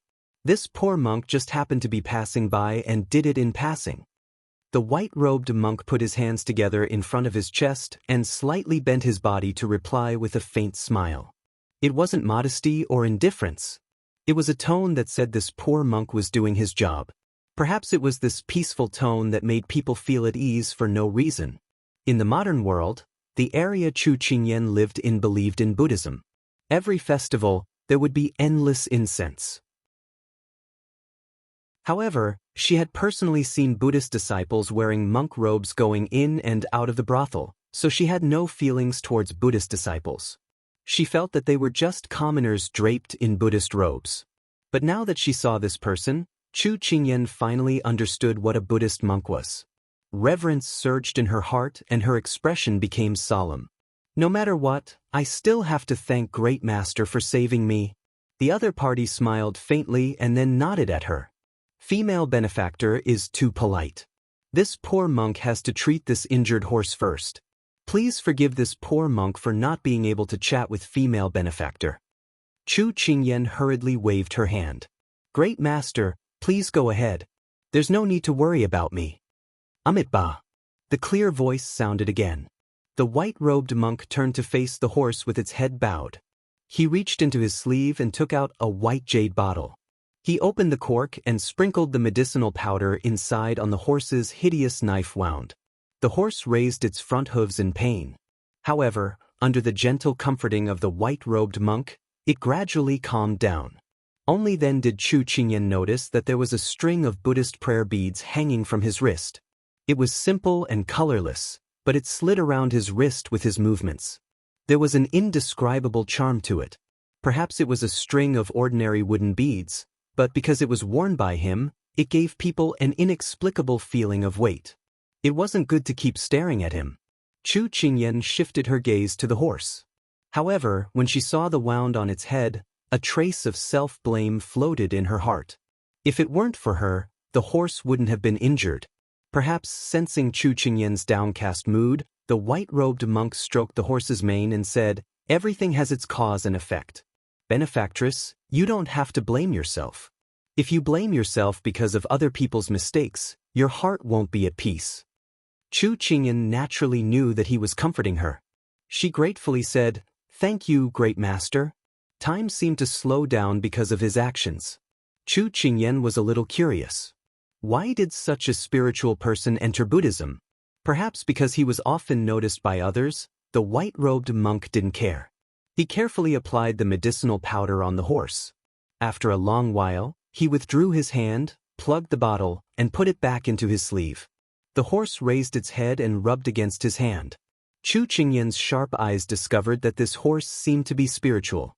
Its eyes were filled with tears and its gaze was filled with gratitude. Chu Qingyan looked at the white-robed monk in front of her in astonishment. It seemed that he was used to doing this. The faint smile hanging on the corner of his mouth was as noble as a Buddhist lotus that disappeared in an instant. At this moment, the sound of horse hooves came whistling. Chu Qingyan heard the sound and turned her head. She saw a black-robed monk leading the way in their direction. Chapter 69. Amidst the billowing dust, that person brandished his whip as he approached. His expression couldn't be seen through the silver mask, but she could vaguely see a trace of worry in his dark eyes. It was as if she had walked in the desert for too long and suddenly saw an oasis. It was as if she was drifting in the vast ocean and suddenly saw a lone boat. At this moment, her heart overflowed with lingering fear. But she seemed to have thought of something. She pursed her lips and turned her head away, unwilling to look at him. The person on the horse saw that she was standing there safe and sound, and his heart finally relaxed. He reined in the horse and flew down. In one breath, he quickly walked in front of her. His eyes had already seen the wound on the horse and the nearby city wall. With a glance, he had already seen the urgency of the situation. He lowered his head to look at the person in front of him and couldn't help but raise his hand to gently stroke her head. "Are you hurt?" Chu Qingyan stubbornly refused to respond. She lowered her head and played with her fingers. Xiao Su didn't know what she was being awkward about. He usually didn't have much patience with her. Now that he saw her throwing a tantrum for no reason, he frowned slightly and was about to scold her. But his sharp eyes saw 2 bean-sized teardrops roll down the back of her entwined hands. They instantly bloomed and splashed on the ground, burying into the dark dust. Xiao Su was slightly startled. It wasn't that he hadn't seen people cry before. On the battlefield, men shed tears of life and death. After the smoke of battle, the old, weak, women, and children would scream, sob in despair, or sob in fear. But this was the first time he saw someone cry. He was slightly flustered. It wasn't that he hadn't seen her cry before, but perhaps it was the first time he saw such a strong person cry as if the whole world had abandoned her. Grief filled her heart. Chu Qingyan raised her hand to wipe the tears on her face. But the more she wiped, the more tears fell. In the end, she gave up. Xiao Su didn't know where to start comforting her. The previous aides had never written down how to deal with such a situation. In the end, out of instinct, his long hand wrapped around her and pulled her into his embrace. Like how women and children comforted children, he gently patted her back. Unexpectedly, this hug seemed to have allowed Chu Qingyan to find a way to vent her emotions. Her tears were like an overflowing river, drenching most of his clothes. He had thought that she would calm down because of his comfort, but unexpectedly, it was the opposite. He had always been in control of the situation and had great power in his hands. This was the first time he was facing such a petite child, and he was actually at a loss. "Benefactress, you might be frightened. Go back and drink some medicine to calm your nerves." The white-robed monk put his palms together and suggested. Only then did Xiao Su notice the person in front of him. Although he was hugging Chu Qingyan, he didn't feel awkward. He looked at him coldly. "Master Su Jian, how have you been? Has His Royal Highness been well recently?" Su Jian was not displeased that the other party had ignored him. His expression was still ethereal. "Thanks to Grandmaster's blessings, this prince has not fallen ill or suffered any disasters, and my life has been quite smooth. On the other hand, I haven't seen Grandmaster for a long time. It seems like your skills have improved." "Congratulations, Grandmaster," Xiao Su replied calmly. "Skills are just for recuperation. There's nothing to be happy about." Su Jian's lips curved into a smile, but it was like a dream. It was impossible to tell whether he was happy or sad. His gaze fell on the person in Xiao Su's arms, and he slowly said, "This benefactress must be the future consort of the King of England. This humble monk congratulates your highness, but this humble monk has something to say to your highness." "Grandmaster, there's no harm in saying it." Xiao Su's thoughts were all on the person in his arms. When he heard Su Jian speak, he raised his eyebrows slightly and looked at him. "Your highness, love and separation, resentment and hatred, leaving one's hands and returning to the West, there is no such thing. It's just empty flowers in your eyes. This humble monk advises your highness not to be too stubborn. This humble monk has said all, Amitabha." Su Jian closed his eyes and recited. Su Jian was a famous monk who had achieved the Tao. Although he was young, he was highly respected by the royal families and common people of various countries. To be able to receive a word of his mantra was a blessing that could be said to have cultivated 3 times. However, Xiao Su didn't believe in gods or Buddhas, but he didn't reject them either. After hearing Su Jian's words, he didn't take it to heart and thanked him. When Chu Qingyan, who was buried in Xiao Su's arms, heard Su Jian's words, she was surprised. Could it be that Su Jian was a fraud? Looking at his Buddhist nature, could it be that he was like those people in the modern world who wore monks' robes but didn't do monks' work? After thinking about it, Chu Qingyan stopped crying. Sensing her change, Xiao Su pulled her out of his arms and lowered his head to say to her, "Let's go back." Seeing Xiao Su lead the horse over, Chu Qingyan knew that no matter what, they had to return to the prince's estate. She lowered her head and walked forward, but the moment she touched the ground, A piercing pain came from her ankle. She cried out in alarm and her body fell to the ground. The person standing closest to her reached out to support her. Chu Qingyan was instantly enveloped by the cool scent of sandalwood. She subconsciously raised her head and happened to hear his clear voice. "Be careful." Xiao Su also heard the commotion and strode over. Seeing her biting her lip in pain, he immediately squatted down and examined her right ankle, only to find that it was very swollen. Chu Qingyan looked down and was startled. She didn't expect it to be so serious. She must have twisted it when she was dodging the black-clothed men. She had only felt a bit of discomfort earlier, perhaps because she was running for her life and didn't pay attention. Now that the danger was over and she could relax, the pain was so obvious. Xiao Su felt that this injury couldn't be left untreated for too long, so he didn't think too much about it. He took Chu Qingyan from Su Jian's hands and bent down slightly. His hands reached under her ribs and calves, easily lifting her up. "Grandmaster, thank you for saving this prince's people today. I'll thank you another day." Xiao Su nodded slightly to Su Jian, then flew onto the horse. With one hand protecting her in front of him and the other holding the reins, he led the people who had followed them into the city. Su Jian watched as the two left with an indifferent expression. Just now, he had sensed an aura on Chu Qingyan that didn't belong here. That was a lonely soul in a foreign land that would disappear from this world one day. That was why he had calculated that Xiao Su and her were not fated to be together and were destined to be alone. That was why he had reminded Xiao Su to weigh the pros and cons and not be too conflicted. That was all he had to say. As for what happened, it would depend on fate. He turned around and was about to leave when he heard something breaking. In an instant, he saw the wooden beads on his wrist scatter in all directions. Not long after, they rolled all over the ground. He frowned as he watched the wooden beads roll. Perhaps it was because he had touched Chu Qingyan's hairpin when he was helping her up. This was something his master had given him 3 years ago when he had left the temple to travel the world. He had said that it had something to do with his calamity. When the wooden beads finally stopped moving, his brow twitched slightly. The 18 wooden beads scattered in a seemingly disorderly manner, but what they formed was a rarely seen hexagram. He couldn't help but pinch his fingers together to calculate. From where Chu Qingyan was standing, she just happened to see the figure behind her getting farther and farther away.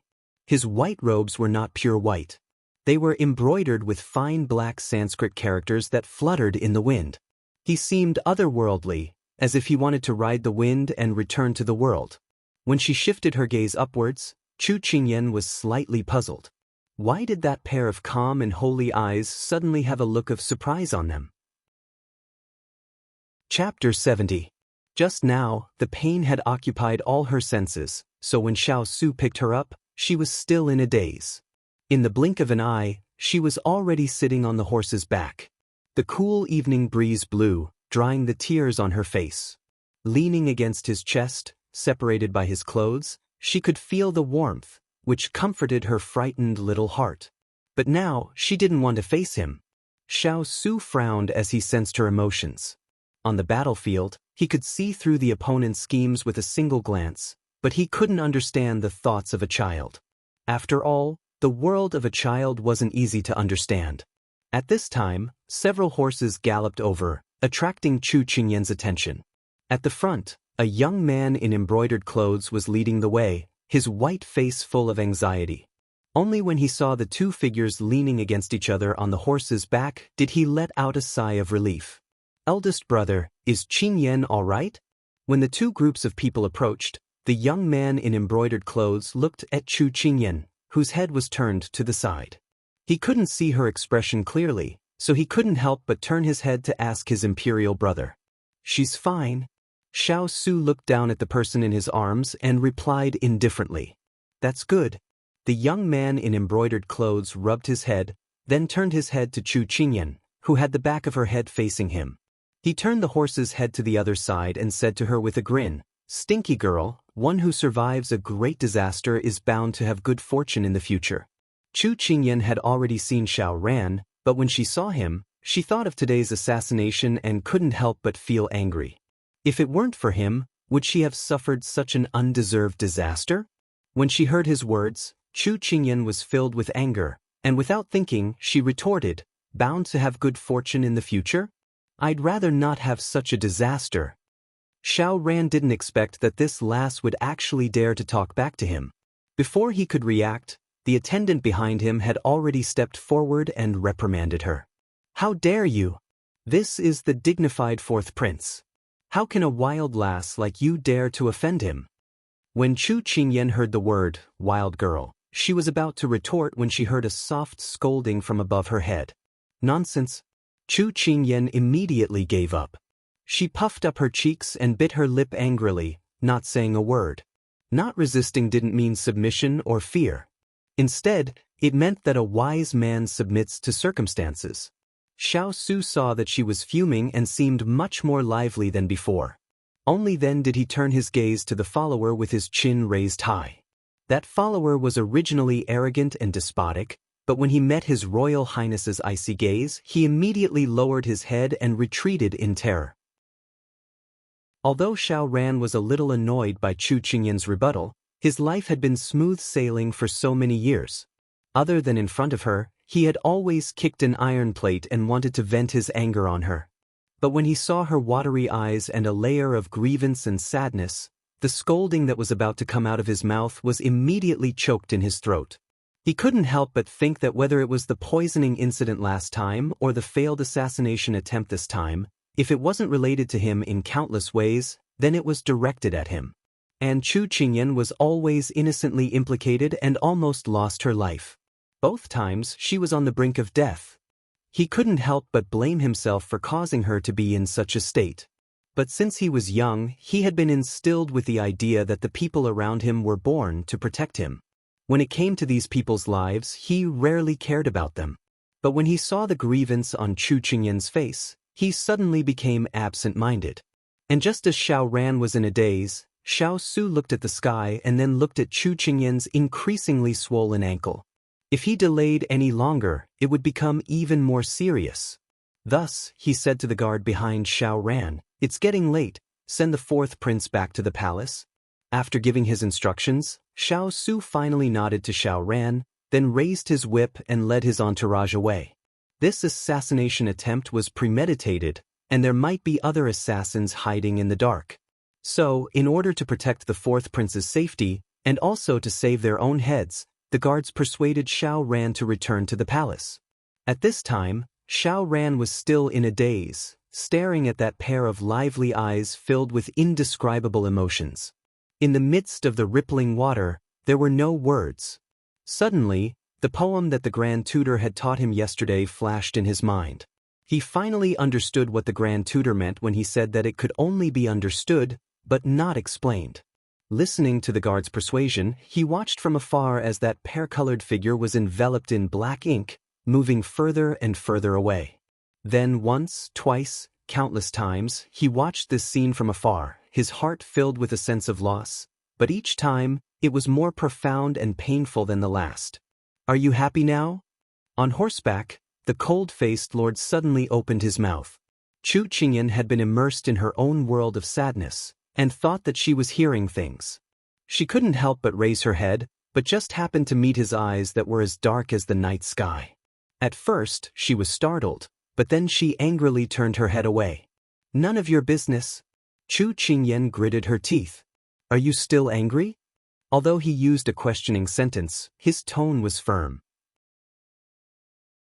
"Hee, I'm just a wild girl. What qualifications do I have to be angry with you noble princes who were born with a silver spoon in your mouth?"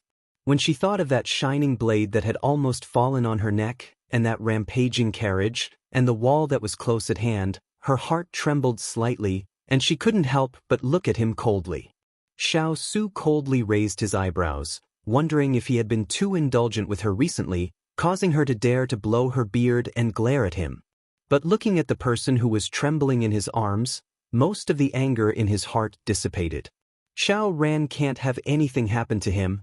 Chu Qingyan gave a cold snort. He was telling her that Xiao Ran's life was more important than hers. Was she, a commoner, not worth anything? Feeling her anger rising, Xiao Su's lips curled into a helpless smile. He raised his hand and placed it on her head, gently stroking it. "This king will compensate you." Chu Qingyan's hands grabbed the front of his clothes. Hearing his words, her heart finally calmed down. This was more like it. Perhaps it was because she was too close to the situation. Chu Qingyan did not realize that at this time, she was not complaining about Xiao Su ignoring her. This was not his fault, because he had already arranged for Gu Yi to protect her. Actually, what she cared about was that Xiao Su cared about Xiao Ran more than her. She did not realize that she had already unknowingly taken Xiao Su into her territory. Perhaps she had 1,000 faces in front of outsiders, but she would only reveal her true feelings in front of the people she cared about, such as her parents, her best friends, and Xiao Su, who was unknowingly taken in. Yellow smoke billowed, leaving behind a trail of dust. High up, a figure leaned against a stone pillar behind him, his posture casual and at ease. His appearance was picturesque. When he smiled, he was as enchanting as a rose. When he did not smile, he was as mysterious as the deep sea. Wearing a purple robe, he was charming and seductive. If one did not see his Adam's apple, they would definitely mistake him for a woman. If Chu Qingyan was present, she would probably cry out in surprise. What a peerlessly beautiful man with the appearance of a woman. At this time, a person behind the mysterious man knelt down to report. "Greetings, young palace master. Why you here?" The voice carried a hint of a smile, but for some reason, it made people feel cold. Someone offered 10,000 taels to assassinate the fourth prince of Sichuan. The black-clothed man was still injured, but he endured the pain and replied, "It seems that this trip to Sichuan will be a bit interesting." The mysterious man looked at the dusty horse, revealing a smile that was not a smile.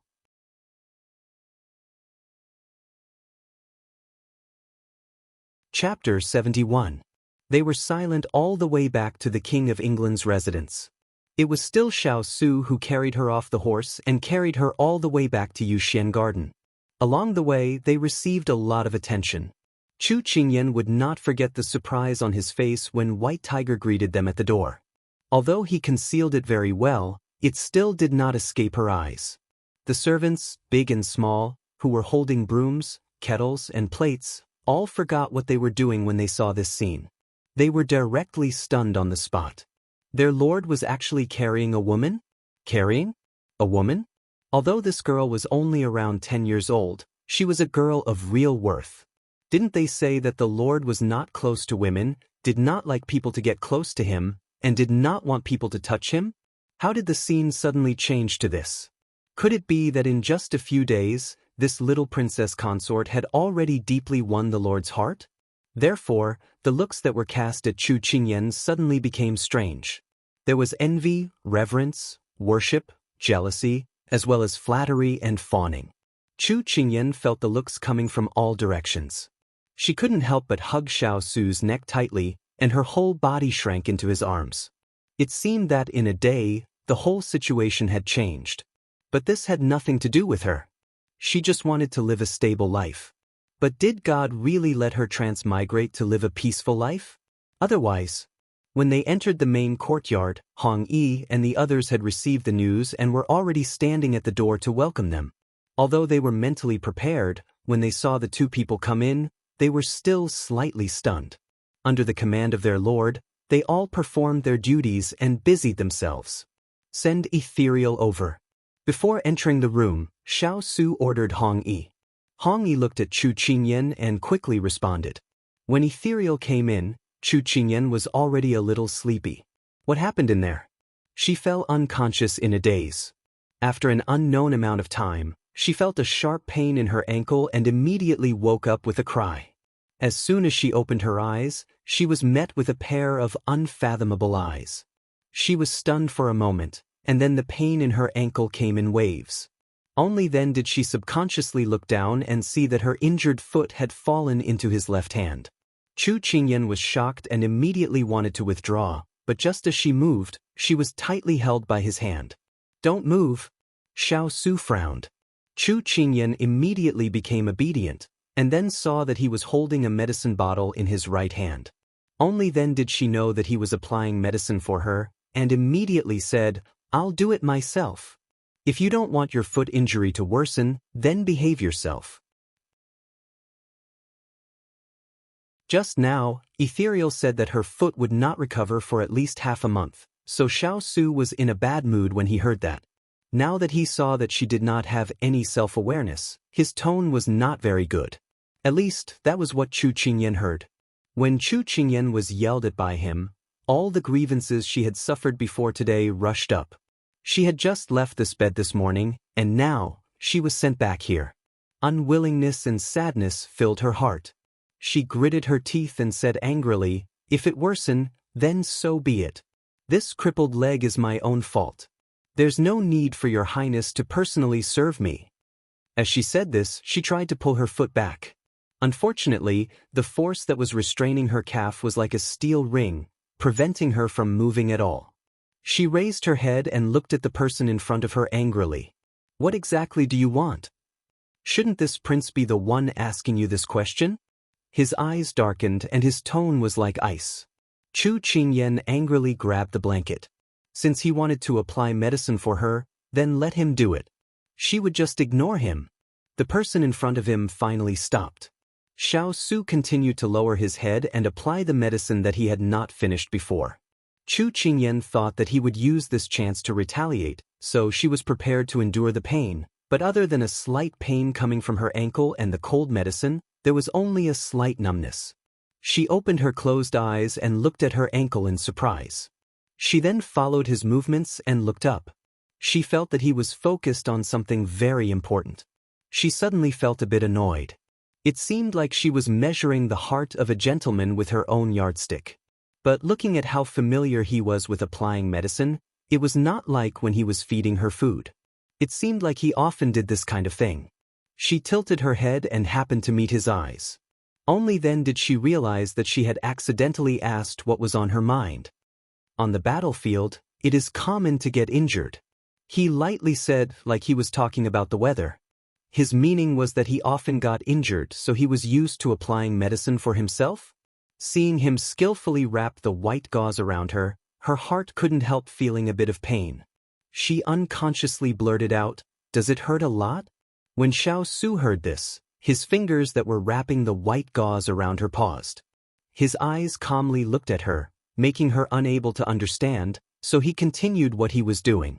Chu Qingyan did not know that her words were filled with pity and concern, which made Xiao Su's frozen heart slightly move. "It's fine as long as you get used to it." His voice was calm, but it made Chu Qingyan fall silent for no reason. After getting injured so many times, did he become numb to it and not care anymore? But at this time, Hualing quickly walked in. Seeing his master treating Chu Qingyan's wounds, he was first surprised, but then he calmed down and said, "Master, there is a message from the palace, calling for you to immediately enter the palace." "What did he say?" After Xiao Su was done, he moved her feet under the quilt and asked unhurriedly. Hualing looked at Chu Qingyan lying on the bed. He lowered his head and said, "It's about the fourth prince being attacked by an assassin." Xiao Su's expression changed slightly when he heard this. He lightly said, "This king understands." After saying this, he stood up. When he was about to leave, he thought of something and bent down. Facing the confused Chu Qingyan, he patted her head and said, "You've had enough. Enough is enough. Be good and listen to me." Not only Chu Qingyan, even Hualing was in disbelief. It wasn't until Xiao Su left in large strides that Chu Qingyan realized something. Yeah, why did that action seem like he was patting his pet's head? She wasn't a dog. After thinking about it, Chu Qingyan felt a bit depressed, but she also felt a bit of joy in her heart. At this time, Huang Yi came in with a bowl of medicinal soup. She said that Yahweh had ordered it to be made for her to drink and that the medicine was to suppress shock. Chu Qingyan also knew that good medicine was bitter, so she pinched her nose and drank it. Huang Yi said with a smile, "Ninth Miss Chu is becoming braver and braver." When Chu Qingyan heard this, she couldn't help but think of how she always used the opportunity to refuse medicine before and rubbed her nose in embarrassment. Huang Yi took back the bowl, but her expression was a bit worried. "I wonder if Yahweh will be punished by His Majesty for entering the palace this time?" When Chu Qingyan heard this, she immediately asked, "What do you mean?" Huang Yi felt that she had spilled the beans and didn't want to say too much, but seeing how Yahweh treated Chu Qingyan so well, she couldn't help but include her in her camp. She sighed. His Majesty has always doted on the fourth prince. One year, when the fourth prince was only 3 years old, he secretly climbed up a big tree in the imperial garden and fell down. Coincidentally, Yahweh happened to pass by and saved the fourth prince. But because the fourth prince was frightened and couldn't stop crying, His Majesty punished Yahweh by sending him back to his palace to reflect on his mistakes. Although the fourth prince was assassinated and came out unscathed, His Majesty, it wasn't hard for Chu Qingyan to guess Huang Yi's unfinished words. As long as Xiao Su was present, whether Xiao Ran was injured or not, he couldn't escape being scolded. Chu Qingyan suddenly felt that the medicine was so bitter.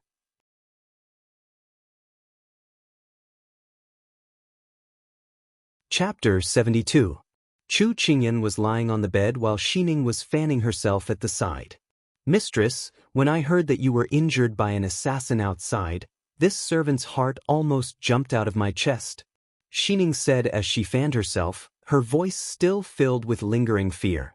Chu Qingyan smiled and raised a finger to poke her forehead. She chuckled and said, "Jump out and let me see." Xining stomped her feet helplessly. "Mistress." Chu Qingyan withdrew her hand and stopped teasing her. Her thoughts turned to what Huang Yi had said and she couldn't help but ask, "Is His Majesty always very strict with Lord?" This Xining instantly stammered. Today, in front of Huang Yi, because of her age, she didn't dare to ask too much. Now that she saw that Xining seemed to know some things, Chu Qingyan immediately looked at her. "Tell me everything you know." Xining looked at her mistress and thought for a moment. She felt that she should tell her mistress everything she knew, so she quickly threw the steward's admonishment to the back of her mind. "Mistress, it shouldn't be called strict, it should be." Xining thought for a long time and finally thought of a suitable word. "Cold." Cold? Did it mean that she didn't care about anything? Chu Qingyan frowned. Xining continued, as if she was fighting for justice for Xiao Su. "I heard the elders in the Fu say that Lord is not loved by his father and mother. His Majesty originally still had some care for Lord, but ever since the birth of the fourth prince, he doted on the fourth prince very much. Later, after Lord's face was disfigured in the palace fire, His Majesty became even colder to Lord.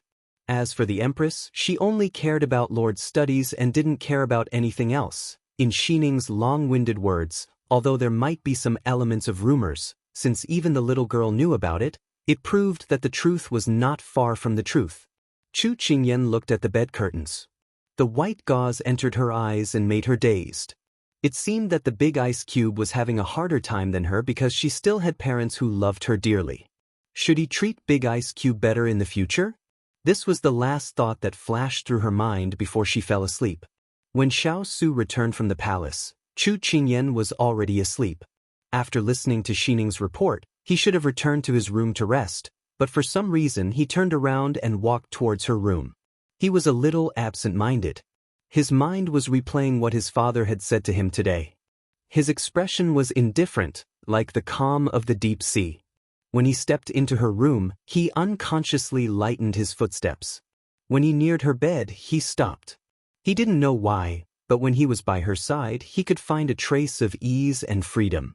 Suddenly, he found that there was something wrong with that peaceful sleeping face. There were many beads of sweat on her forehead and her hands were tightly gripping the blanket. Her lips were white from biting her teeth and she was moaning from time to time. He immediately bent down and heard her talking to herself. Go away, Xiao Su suddenly understood. Today's events had affected her. Now that she was having nightmares, seeing her like this, his heart filled with a faint trace of pity. Just as he was about to raise his hand to gently stroke her head to calm her down, he heard her suddenly cry out, "Don't." His hand froze in midair. His eyes met with a pair of eyes that suddenly widened. He saw the confusion and fear in her eyes and his heart couldn't help but frown. Chu Qingyan had originally dreamed of a large knife slashing towards her. After screaming in fear, she suddenly woke up. Her heart was still filled with fear as she met a pair of gentle eyes. Her heart was filled with sadness and she didn't care about anything else. She opened her arms and hugged that person. Big ice cube. When the small body threw itself at him, Xiao Su instinctively wanted to dodge, but he didn't know why he was frozen in place. He could only watch as she squeezed into his arms and hugged him tightly. "I'm so scared." Chu Qingyan hugged that warm body tightly and said in an aggrieved voice.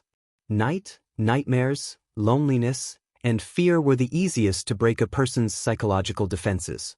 Just like Chu Qingyan right now, if it was a normal day, she would never dare to do such a bold thing. However, only unconscious actions could be done according to one's heart. It's okay, it's all in the past. Xiao Su's hands were stiff. In the end, he lowered his head and put his hand on her back, clumsily comforting her. The faint scent of ink lingered in her nose. It had the effect of calming people's hearts. Very quickly, Chu Qingyan calmed down. She felt Xiao Su gently pat her back from time to time. His strength was already much better controlled than before. She was a bit embarrassed to act like a spoiled child at her age. However, when she thought of her current age, it was natural. Since everyone treated her as a child, why didn't she properly exercise this right? However, she still remembered what she had been worried about before going to bed. She asked in a small voice, "I heard that His Majesty is very fierce. Did he blame you for entering the palace this time?" Xiao Su lowered his brows. "Where did you hear this from?" Chu Qingyan choked. Then, without a care, she said, "You don't need to know where I heard it from. Hurry up and answer my question." Xiao Su laughed soundlessly. This girl was quite bold tonight. Because Chu Qingyan was buried in his arms, she naturally couldn't see the flash in the dark night. However, when Xiao Su heard her question, he recalled what had happened in the palace today. In the imperial study, the cold and harsh words, as well as the reproachful gaze, were like 1,000 years of cold air that pressed into his heart. Imperial father told me to find the culprit within 3 days and punish them severely. He avoided the important and talked about the trivial. When Chu Qingyan heard this, she knew that he was purposely avoiding her question. She blinked and continued to ask, "Did he say what to do if the culprit couldn't be found, and what would happen if he couldn't be found?" "If he could be found, it would be his duty. If he couldn't be found, it would be a dereliction of duty." His tone was very calm, as if his mood wasn't affected by the harsh reproach of the person in the imperial study. Chu Qingyan couldn't help but mutter, "This has nothing to do with you. Who knew that the fourth prince would suddenly appear? This is simply an undeserved disaster, all right?"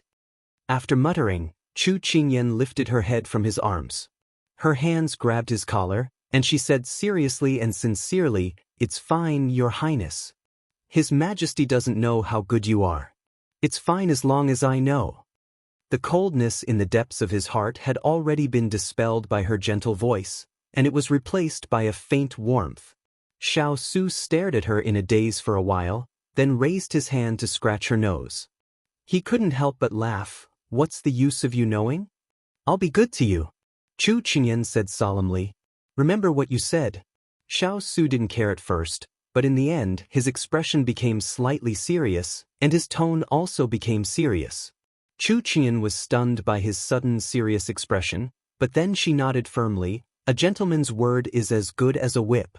No one knew that the alliance had been set, and from this moment on, the people involved didn't know that the threads of fate had already entangled the two of them. The two of them hugged each other and quietly enjoyed the tranquility of the night. "This prince will arrange another maidservant for you," Xiao Su suddenly said. Chu Qingyan thought that Xining was indeed quite young, so there were some things that needed an older maidservant to make the decision, so she nodded without any doubt. However, if she knew who the maidservant that was going to be arranged for her was, she probably wouldn't be so calm right now. "All right, it's time to settle accounts." Chu Qingyan was stunned by his sudden voice. What accounts? Tell this prince honestly, where did the words big ice cube come from? HM? Was this settling accounts at an opportune time? She thought that he didn't notice her careless call just now, but she didn't know that this fox was hiding it very well. Under the threat of the person above, Chu Qingyan lowered her head without any backbone. "Ahem, can't you be a bit more magnanimous? Really? Stingy."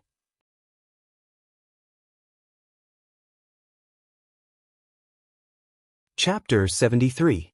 When the sunlight shone into the room, strands of light fell on Chu Qingyan's white face. She was disturbed by the gradually warming sunlight and slowly opened her eyes. She didn't know how she fell asleep in Xiao Su's arms last night, but she felt that the embrace was very warm and had the smell of a father. Xining heard the movement inside and walked in with a smile, holding a basin in her hand. "Master, you're up." Chu Qingyan stretched lazily, trying her best not to touch her injured leg as she slowly sat up. "It's already so late and you didn't wake me up? The Lord said to let you sleep until you wake up naturally. How could this servant dare to disturb your sweet dreams?" Xining had been following Chu Qingyan for a long time recently, so she was no longer as timid as before. Not only did she have the lively innocence of her age, but she also learned Chu Qingyan's black-bellied personality. Chu Qingyan shook her head. As the saying goes, it takes 3 years to learn well and 3 days to learn bad. It seemed that she had the potential to teach others. At least she had successfully changed Xining's personality. After washing up, Chu Qingyan raised her head and saw Hong Yi walking in with a faint smile. Hong Yi gave people the feeling that she was gentle and virtuous, but she did things in an orderly manner. Chu Qingyan felt that if she wasn't in charge of the inner courtyard, it would have been a mess. Chu Qingyan was about to smile at her, but she saw a servant girl in purple following behind her. She was petite and had a face like a cherry, about 14 or 15 years old. Chu Qingyan had never seen her before. Hong Yi walked in front of her and slightly bowed. "Hong Yi greets 9th young Miss Chu. This is the servant girl that the Lord asked this servant to arrange for you." After saying this, she used her eyes to signal the person behind her to greet Chu Qingyan. Chu Qingyan only then remembered that Xiao Su did say that he would arrange a servant girl for her last night. She didn't expect it to be so fast. Zi originally didn't want to serve Chu Qingyan. Seeing Hong Yi's signal, she reluctantly lowered her head and said perfunctorily, "Zi greets 9th young Miss Chu." It wasn't that Chu Qingyan didn't feel that this person was dissatisfied with her. She didn't know how she had offended her, but when she first saw her, Chu Qingyan felt that this person wasn't easy to get along with. Since she had already been arranged, she had to be polite on the surface. Moreover, she was still a young girl who didn't know the world, so she smiled. "Sister Zi, you're too polite." When Zi heard this, she pursed her lips and said sarcastically, 9th young Miss Chu, Zi doesn't dare to be called sister.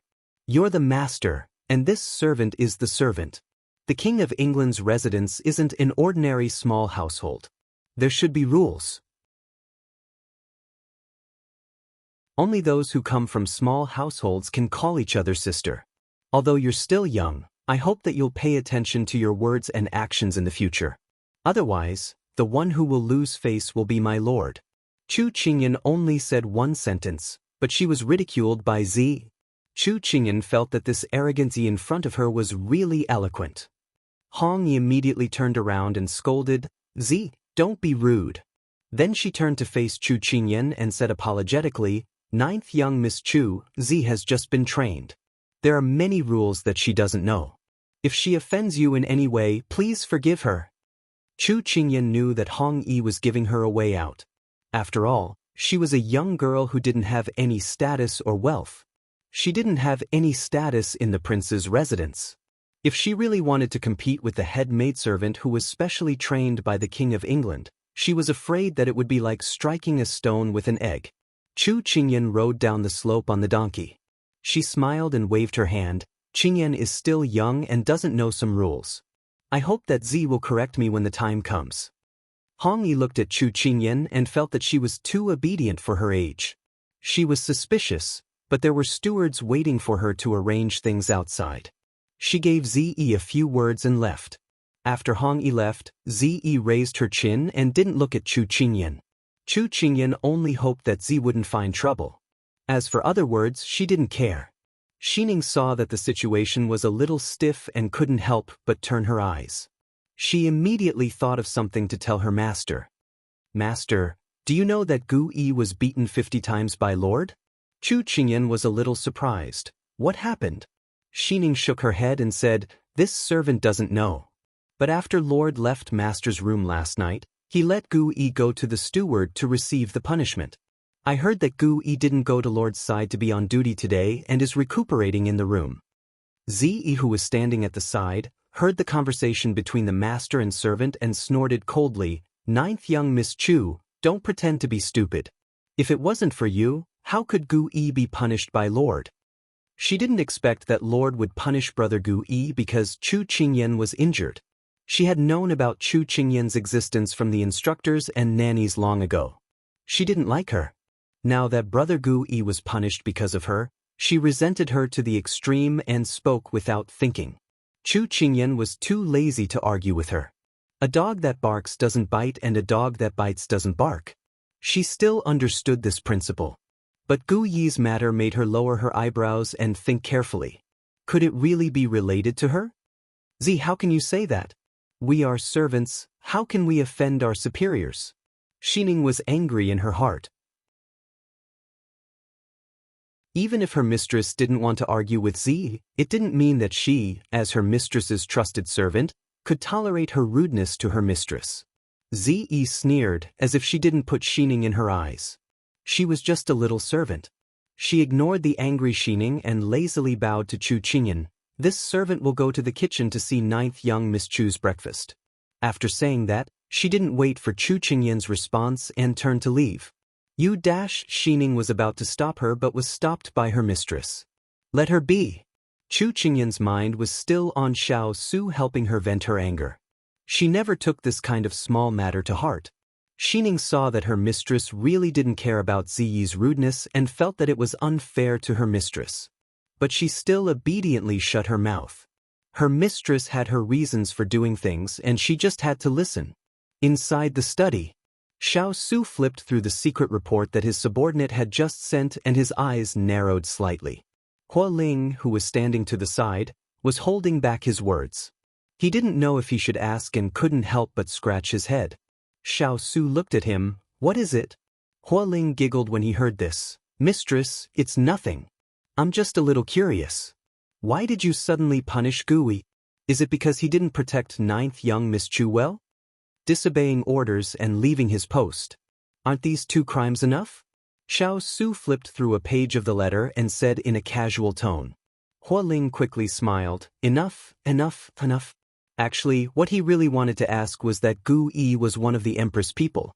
In the past, no matter what Gu Yi or Gu Rong did wrong, Lord rarely punished them. But now, for Chu Qingyan, he made an exception. One had to look at the owner before hitting a dog. Hitting Gu Yi was clearly a slap to the Empress' face. For Chu Qingyan, Lord was willing to go to this step. He couldn't help but be amazed. What ability did that Chu Qingyan have to make Lord do this for her? Hua Ling looked at Chu Qingyan for the first time.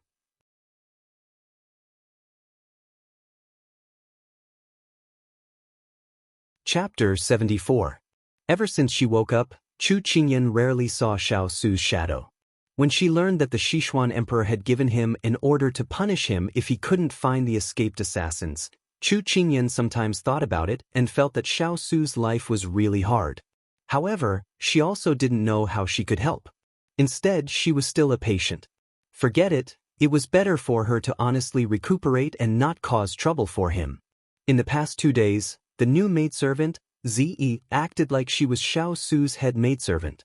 She often held her chin high and ordered Xining around arrogantly. She was even more of a master than her master, Chu Qingyan. However, Chu Qingyan let her be. It was better to have someone by her side who showed all her emotions on her face than someone who hid a knife behind a smile. Xining had always been heartless and didn't put this person in her eyes.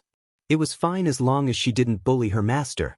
Because the courtyard that Chu Qingyan was arranged to be in was really too far away, Xiao Su ordered people to pack up her things and arrange for her to stay in Yushuan courtyard. From the time she was recuperating until now, Chu Qingyan had been living in Yushuan courtyard, so there wasn't any inconvenience. Besides, she didn't have many things, so she let Xining pack up and moved over. Yushuan courtyard was much more lively than her small courtyard. There were at least 20 to 30 servants, but each of them had their own rules. Everyone knew that His Highness the Prince of Ing did not like noisy people, so each of them walked like a cat, without making a sound. However, for some reason, there was a bit of noise outside today. She was just about to ask Xining when she suddenly heard that the fourth prince had arrived. She couldn't help but narrow her eyes. What was this person doing here? As soon as she finished speaking, a youth in embroidered clothes answered and stepped into the room. Under the guidance of Hong Yi, Xiao strode over to Chu Qingyan. Seeing that her complexion was good, he felt relieved. I heard from Imperial older brother that you sprained your ankle, so this prince came to take a look at you out of goodwill. Xiao sat down on a chair that a servant had moved over and pretended to speak casually. Actually, he had purposely snuck out of the imperial palace this time. If it wasn't for his eldest imperial brother entering the imperial palace to see his imperial father yesterday, he wouldn't have known that she was injured. Originally, he felt a bit of guilt towards her, but this time, he felt even more guilty. Moreover, ever since that hurried farewell at the city gate that day, that pair of pure, watery eyes would appear in his mind from time to time, as if they were filled with a lake of stars, causing him to be unable to forget for a long time. Her face was constantly in his mind, and he couldn't sleep or eat in peace. He thought that it must be because in these past 12 years, he had never felt guilty about bringing disaster to anyone. So he must feel guilty towards Chu Qingyan, so his mind was filled with her. So today, when his imperial mother wasn't paying attention, he secretly ran over to the King of England's manor with his guards.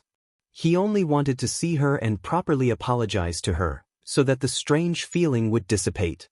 However, he had always been used to being aloof. Normally, it was others who flattered him, so he had never lowered his head to anyone. So when he opened his mouth, his tone was extremely arrogant, as if he was saying that this prince personally came to see her and that it was her good fortune. This immediately angered Chu Qingyan. Chu Qingyan rolled her eyes, but she also knew that the other party had a noble status, so she just treated it as listening to the chirping of a parrot. In any case, his clothes today were very colorful, which really suited the image of a parrot. Thank you for your concern, fourth prince. Although Xiao was favored, he had also grown up in the harem, so his ability to read people's expressions was not bad. So when he heard the perfunctory tone in Chu Qingyan's words, he immediately became annoyed. In order to avoid the mama, this young master had spent a Herculean effort. Not only did he climb out of the window, in order to avoid the patrolling guards, he even laid in the grass for half an hour. He was bitten by mosquitoes several times, so it was still itchy. When had he ever suffered this kind of hardship? Wasn't it all to come out and see her? What kind of tone is that? Xiao became angry. Chu Qingyan originally thought that this person who was born in the imperial family, no matter how unruly and willful he was, he wouldn't be so inexperienced. Don't you understand that harmony is the most important thing? If he got angry because of a disagreement, then it was still acceptable. But it was clear that she had not offended him, so how did she offend this little ancestor? It seems like she had overestimated his temper. I don't know how Qingyan offended fourth prince. I hope that fourth prince will not be angry. Chu Qingyan pretended to be terrified as she lowered her head. Xiao could tell that she was acting and his heart became even more furious. He couldn't help but stand up, wanting to fling his sleeves and leave. But after taking 2 steps, he felt that he had spent so much effort to come here just to quarrel with her, so it wasn't worth it. Thinking of his original intention, he couldn't help but suppress his anger and silently muttered a few words. In this world, only vile people and women were hard to deal with. Then he walked back to his seat and sat down. Originally, when she saw that he was about to leave, Chu Qingyan's heart gave a sigh of relief. Her small temple couldn't accommodate a big Buddha like him. But in a blink of an eye, the situation changed. This time it was her turn to be puzzled. Wasn't this person leaving? Why did he stay behind? However, the scene quickly changed. The anger on Xiao face faded and he recovered his original expression. He leaned against the back of the chair and looked at Chu Qingyan as he said, "Forget it, this highness will not stoop to the level of a vile person and will not haggle with you." Chu Qingyan blushed with shame. Xiao saw that he had succeeded in making her suffer and was in a good mood. He waved his hand and the attendant behind him brought out a food box and presented it in front of Chu Qingyan. Under Chu Qingyan's puzzled gaze, Xiao Ran then slowly explained and arrogantly said, "This is the desserts that this highness has brought for you. No need to be too grateful. Consider it as compensation for this assassination attempt." A few plates of desserts were enough to compensate for the injuries she had suffered for him. This life of his was too cheap. Moreover, she had previously suffered from the poisoned desserts and she didn't want to repeat the same mistake. "Thank you, Fourth Highness, for your good intentions, but Qingyan still has lingering fears when she sees these desserts, so you should bring them back and enjoy them yourself." Chu Qingyan thought for a moment, and in order to avoid provoking this fiend, she tried her best to be tactful. This was the first time he had actually been disdained when he sent them out. Xiao Ran flew into a rage out of humiliation. "You really don't know what's good for you. Bai Feng, let's go." Bai Feng, who was called out, immediately responded. Then he asked in distress, "Your Highness, take the desserts? How can this Highness take back something that he has given out? Since she doesn't want it, then take it out and feed it to the dogs." Xiao Ran glared at Chu Qingyan and then angrily flung his sleeves and left. Bai Feng glanced at the young lady on the bed. He didn't expect that this person would actually make his highness so angry to the point of smoke coming out of his head. He felt some admiration in his heart and nodded at Chu Qingyan before quickly chasing after his highness. "Master, Fourth Highness seems to be very angry." Xining clicked her tongue. "It's not seems, it's definitely and definitely," Chu Qingyan said without a care in the world. The moment she finished speaking, Chu Qingyan stretched her body and said to Xining, "I'm a little hungry. See if Huang Yi has made any new tricks and bring them over for me to try." Thinking about those pastries that Huang Yi had made, Chu Qingyan couldn't help but drool. Although she had chosen to study pastry making in the modern world, she couldn't help but admit that Huang Yi's skills were really not bad. "Master, didn't you righteously reject Fourth Prince's desserts and say that you still have lingering fears over them?" Xining blinked her large eyes innocently. "Darling, you know too much." Chu Qingyan's lips curled into a smile. She just didn't like Fourth Prince. Why wouldn't she like him?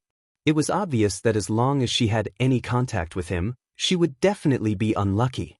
He was obviously a jinx. Other than this reason, she thought about it and felt that it had something to do with Big Ice Cube. She happened to overhear their conversation and said with a smile, "Ninth young Miss Chu, it's like this. Lord thought that you would be bored if you stayed in the room to recuperate, so he sent someone to the Chu estate to bring the two in-laws here to talk to you." Hong Yi was a transparent person. She left with a smile after she finished speaking. She knew that this family wanted to talk about some intimate things, so she left them some space. Chu Qingyan didn't expect the truth to be like this. She thought that her mother had come to visit because she knew that she was injured, but she didn't expect that the iceberg would take her feelings of missing her family into consideration. It really surprised her. When Mother Chu heard Hong Yi mention that her daughter was injured, she immediately became nervous. She held her daughter's hand with both hands, wanting to check where she was injured. "Kai Kai, why are you injured? Where are you injured? Is it serious?" No wonder her daughter was lying on the bed when they came in. She originally wanted to remind her that the prince's residence wasn't like her own home, so she couldn't be too casual. She didn't know that she was injured. As a mother, her heart clenched and she didn't care that there were other people around her. Chu Qingyan immediately pulled her mother's hand down and shook her head with a smile. "Mother, it's nothing serious. I just accidentally sprained my leg. I'll be fine in a few days. Don't you see that my complexion is still rosy? So you don't have to worry." She didn't dare to tell her mother about the assassination attempt. Otherwise, it would be unfilial of her to make her mother worry for no reason. Moreover, it was all in the past. Thus, after a few groups of daughters acted coquettishly, most of Mother Chu's worries were dispelled. "That's good." Mother Chu breathed a sigh of relief. At this time, Chu Machen's father, who had been jumping around, immediately came over when he heard that his precious daughter's foot was injured. Because Chu Machen's mother was sitting and he was standing, his eyes scanned his daughter from head to toe like a radar. He immediately found that something was wrong. "Kai Kai, why is your leg as big as a white jade steamed bun?" Because her ankle was wrapped in gauze and it was too warm under the blanket, She left it outside. She didn't expect that her father's sharp eyes would discover it. It was too late for her to take it back now. She looked into her mother's stern eyes and smiled embarrassedly. I'll really be fine in a few days. No. People say that it takes 100 days to recover from a serious injury. Kai, I reckon you'll have to spend the rest of the summer in bed. I originally wanted you to accompany me to the pond to fish, but it's a pity that you can't do it anymore. Forget it, I'll get a scallion to help me weave a net for fishing. Father Chu shook his head regretfully. Sigh, her father had exposed her just like that. Chu Qingyan covered her face with her hands. Mother Chu sighed softly and said sympathetically, "This child, you're making Mother more worried by hiding your injury. It's a pity that Mother can't be by your side to take care of you. Seeing you like this makes Mother feel bad too." Xining, who was standing at the side, quickly chimed in, "Madam-in-law, don't worry. Master has this servant by her side. This servant will take good care of Master. Please don't worry." Mother Chu looked at the maidservant in front of her. Although she was young, she spoke and acted appropriately. For example, when they entered the door just now, this little maidservant immediately prepared 2 cups of tea and even prepared pastries. It was clear that she was a nimble person. She came to the prince's residence this time to see her daughter's environment. Seeing that she had such a clever maidservant by her side, she was more or less relieved. What a good child. Mother Chu reached into her sleeve and took out a 5-lotus pouch for her. "This is to buy you some snacks." Xining saw this and quickly waved her hands. She shook her head and said, "Madam-in-law, you're too polite. It's this servant's duty to take care of Master. Xining doesn't deserve it." After saying this, Xining turned to her master for help. Chu Qingyan couldn't help laughing when she saw this. "Just take it. My mother is also kind."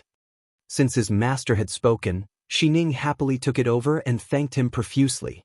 Knowing that Xining was her daughter's confidant, Mother Chu carefully asked about her daughter's big and small matters in the mansion of the King of England. At that time in the restaurant, the King of England was present, so there were many things that she didn't mention. Now that she had the opportunity, she grabbed her daughter and asked her carefully. Father Chu swayed left and right in the room. From time to time, he would listen to the mother and daughter's conversation. But when the mother and daughter finished talking, they found that Father Chu had disappeared.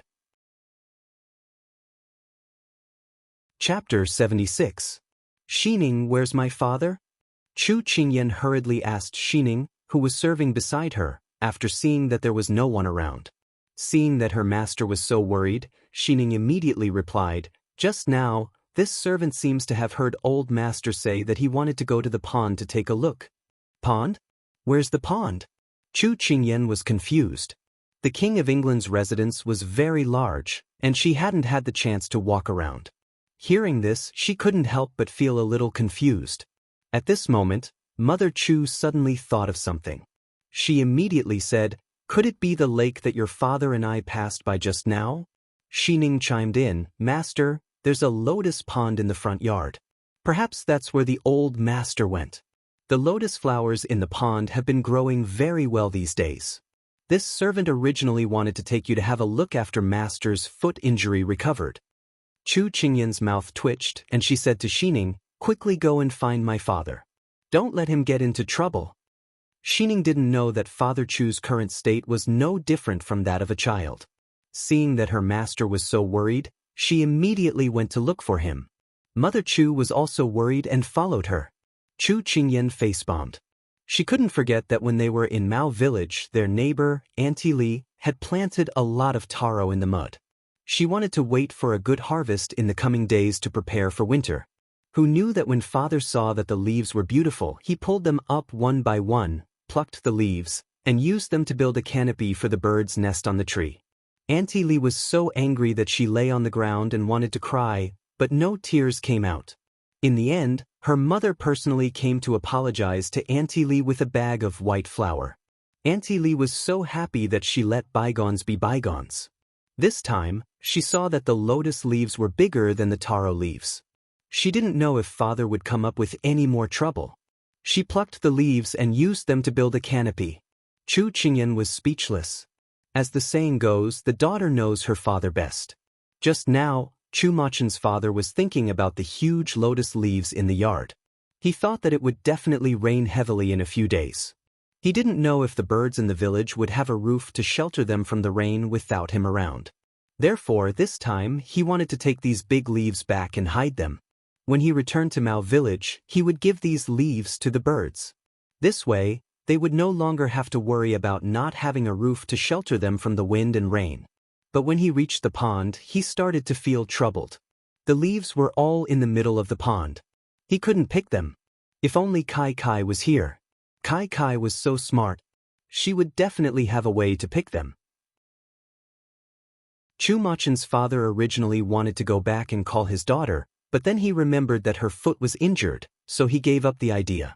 He looked at the lotus leaf in the middle of the pool, then at his hand, and then at his foot. Perhaps he could reach it. So he rolled up his sleeves, stood on his tiptoes, leaned his body, and stretched out his hand towards the lotus leaves, desperately trying to reach them. At this moment, a few servants passed by and saw this scene. They immediately exclaimed, "Who are you? What are you doing?" Chumachen's father was frightened. Before his hand could reach the leaves, his foot slipped, and his entire body was about to fall into the pond. "Kai Kai!" Chumachen's father subconsciously shouted, "Hualing!" With a low call, the person beside him immediately flew over. Chumachen's father, who was about to touch the surface of the pond, was scooped up and landed safely on the ground. After Chumachen's father steadied himself, he clapped his hands happily and said with a smile, "My daughter is the best. Every time I call her, she can always turn danger into safety." As he spoke, Chumachen's father turned around and saw Hualing's dark face. His smile instantly disappeared. He pointed at him and said, "Who are you? Are you the reinforcements sent by Kai Kai?" "This one is Hualing." After speaking, Hualing no longer paid any attention to Chumachen's father. He turned around and bowed to his master who was walking towards him.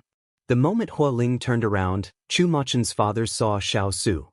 He immediately pushed Hualing away happily and walked up to him with a smile. "Inverted onion, why are you here? Did Kai Kai tell you to come? So you want to play with me?" Xiao Su had interacted with Chumachen's father a few times. He knew that this person liked to pester him, so he didn't want to show his face in front of him. However, who knew that Chumachen's father wouldn't play with him and insisted on playing with that lotus leaf, almost causing him to fall into the pond. Since he was Chu Qingyan's father, then he couldn't just sit by and watch. That was why he had Hualing save him and prevent him from falling into the pond. Xiao Su wasn't used to people being so close to him, so he took a step back without leaving a trace. He ignored Chumachen's other questions and only answered the first one, "I just happened to pass by." "So it's like that?" Chumachen's father also took a step forward without leaving a trace. He looked at Xiao Su with a mischievous smile, not moving an inch. Although he was used to people looking at him, this was the first time someone dared to look at him so boldly in front of him. Xiao Su wanted to turn around and leave, but his many years of upbringing didn't allow him to do so. Thus, his eyes twitched as he asked, "Does the Chu family's great master have any other instructions?" "I don't have any instructions. I'm waiting for your reply." Chumachen's father looked at him innocently, "You still haven't answered my other questions." Hualing couldn't help but want to laugh on the side, but fortunately he held it in. He quickly lowered his head and coughed softly. Xiao Su looked in Hualing's direction before his gaze landed on Chumachen's father. He couldn't help but frown. Chumachen's father saw the inverted onion frown and thought that he had forgotten his previous question. He sighed and said, "Inverted onion son-in-law. Why is your memory so bad at such a young age? Aren't you worried that you'll forget where you hide good food in the future? Forget it. Father will remind you one more time." Chumachen's father naturally didn't see Xiao Su's pale face because it was covered by the mask. Chumachen's father turned around and left after saying this. Not only Hualing, but even Xiao Su was confused. They didn't know what Chumachen's father was planning. While Hualing was confused, Chumachen's father dragged him in front of him and then Chumachen's father pushed him away and then happily jumped towards Xiao Su. "Inverted onion, why are you here? Did Kai Kai tell you to come? So you want to play with me?" The two's eyes twitched at the same time. Xiao Su face-bombed. Sure enough, the rumors about Chu Huayuan being stupid and ignorant were true. Hua Ling was stunned as he stared at Father Chu in a daze. He was a first-class fierce cavalry expert under His Highness, but he had been pushed by an ignorant person like this. Moreover, he had been pushed twice in a row. If this spread out, where would he put his face? But Chu Machen's father didn't have the time to care about this expert's glass heart. He continued to ramble on to Xiao Su. This is the replay of the case that Kai mentioned. Do you remember it? Hurry up and answer. You're not allowed to remain silent. Otherwise, explaining is covering it up and silence is acquiescence. Like this, you'll have to play with me. Chu Machen's father proudly said the words that Kai usually said. He imitated it quite well. Xiao Su felt the corners of his eyes twitch even more. Chapter 77. Seeing the childlike eyes in front of him, Xiao Su subconsciously wanted to turn and leave, but when he moved, Father Chu immediately moved. Father Chu blocked him, his expression turning from joy to grievance. Son-in-law, do you hate father? You clearly didn't know how to do it before. Obediently let me carry you home.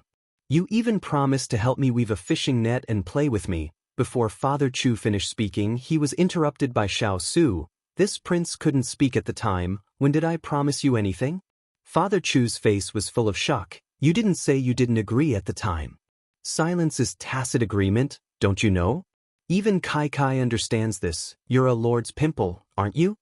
Xiao Su couldn't help but have the urge to burst out in anger, but when he saw Father Chu's careful gaze, his anger was immediately extinguished. He finally compromised. This prince still has matters to attend to right now, so I can't play with you. This prince will leave Hualing behind. You can look for him if you need anything.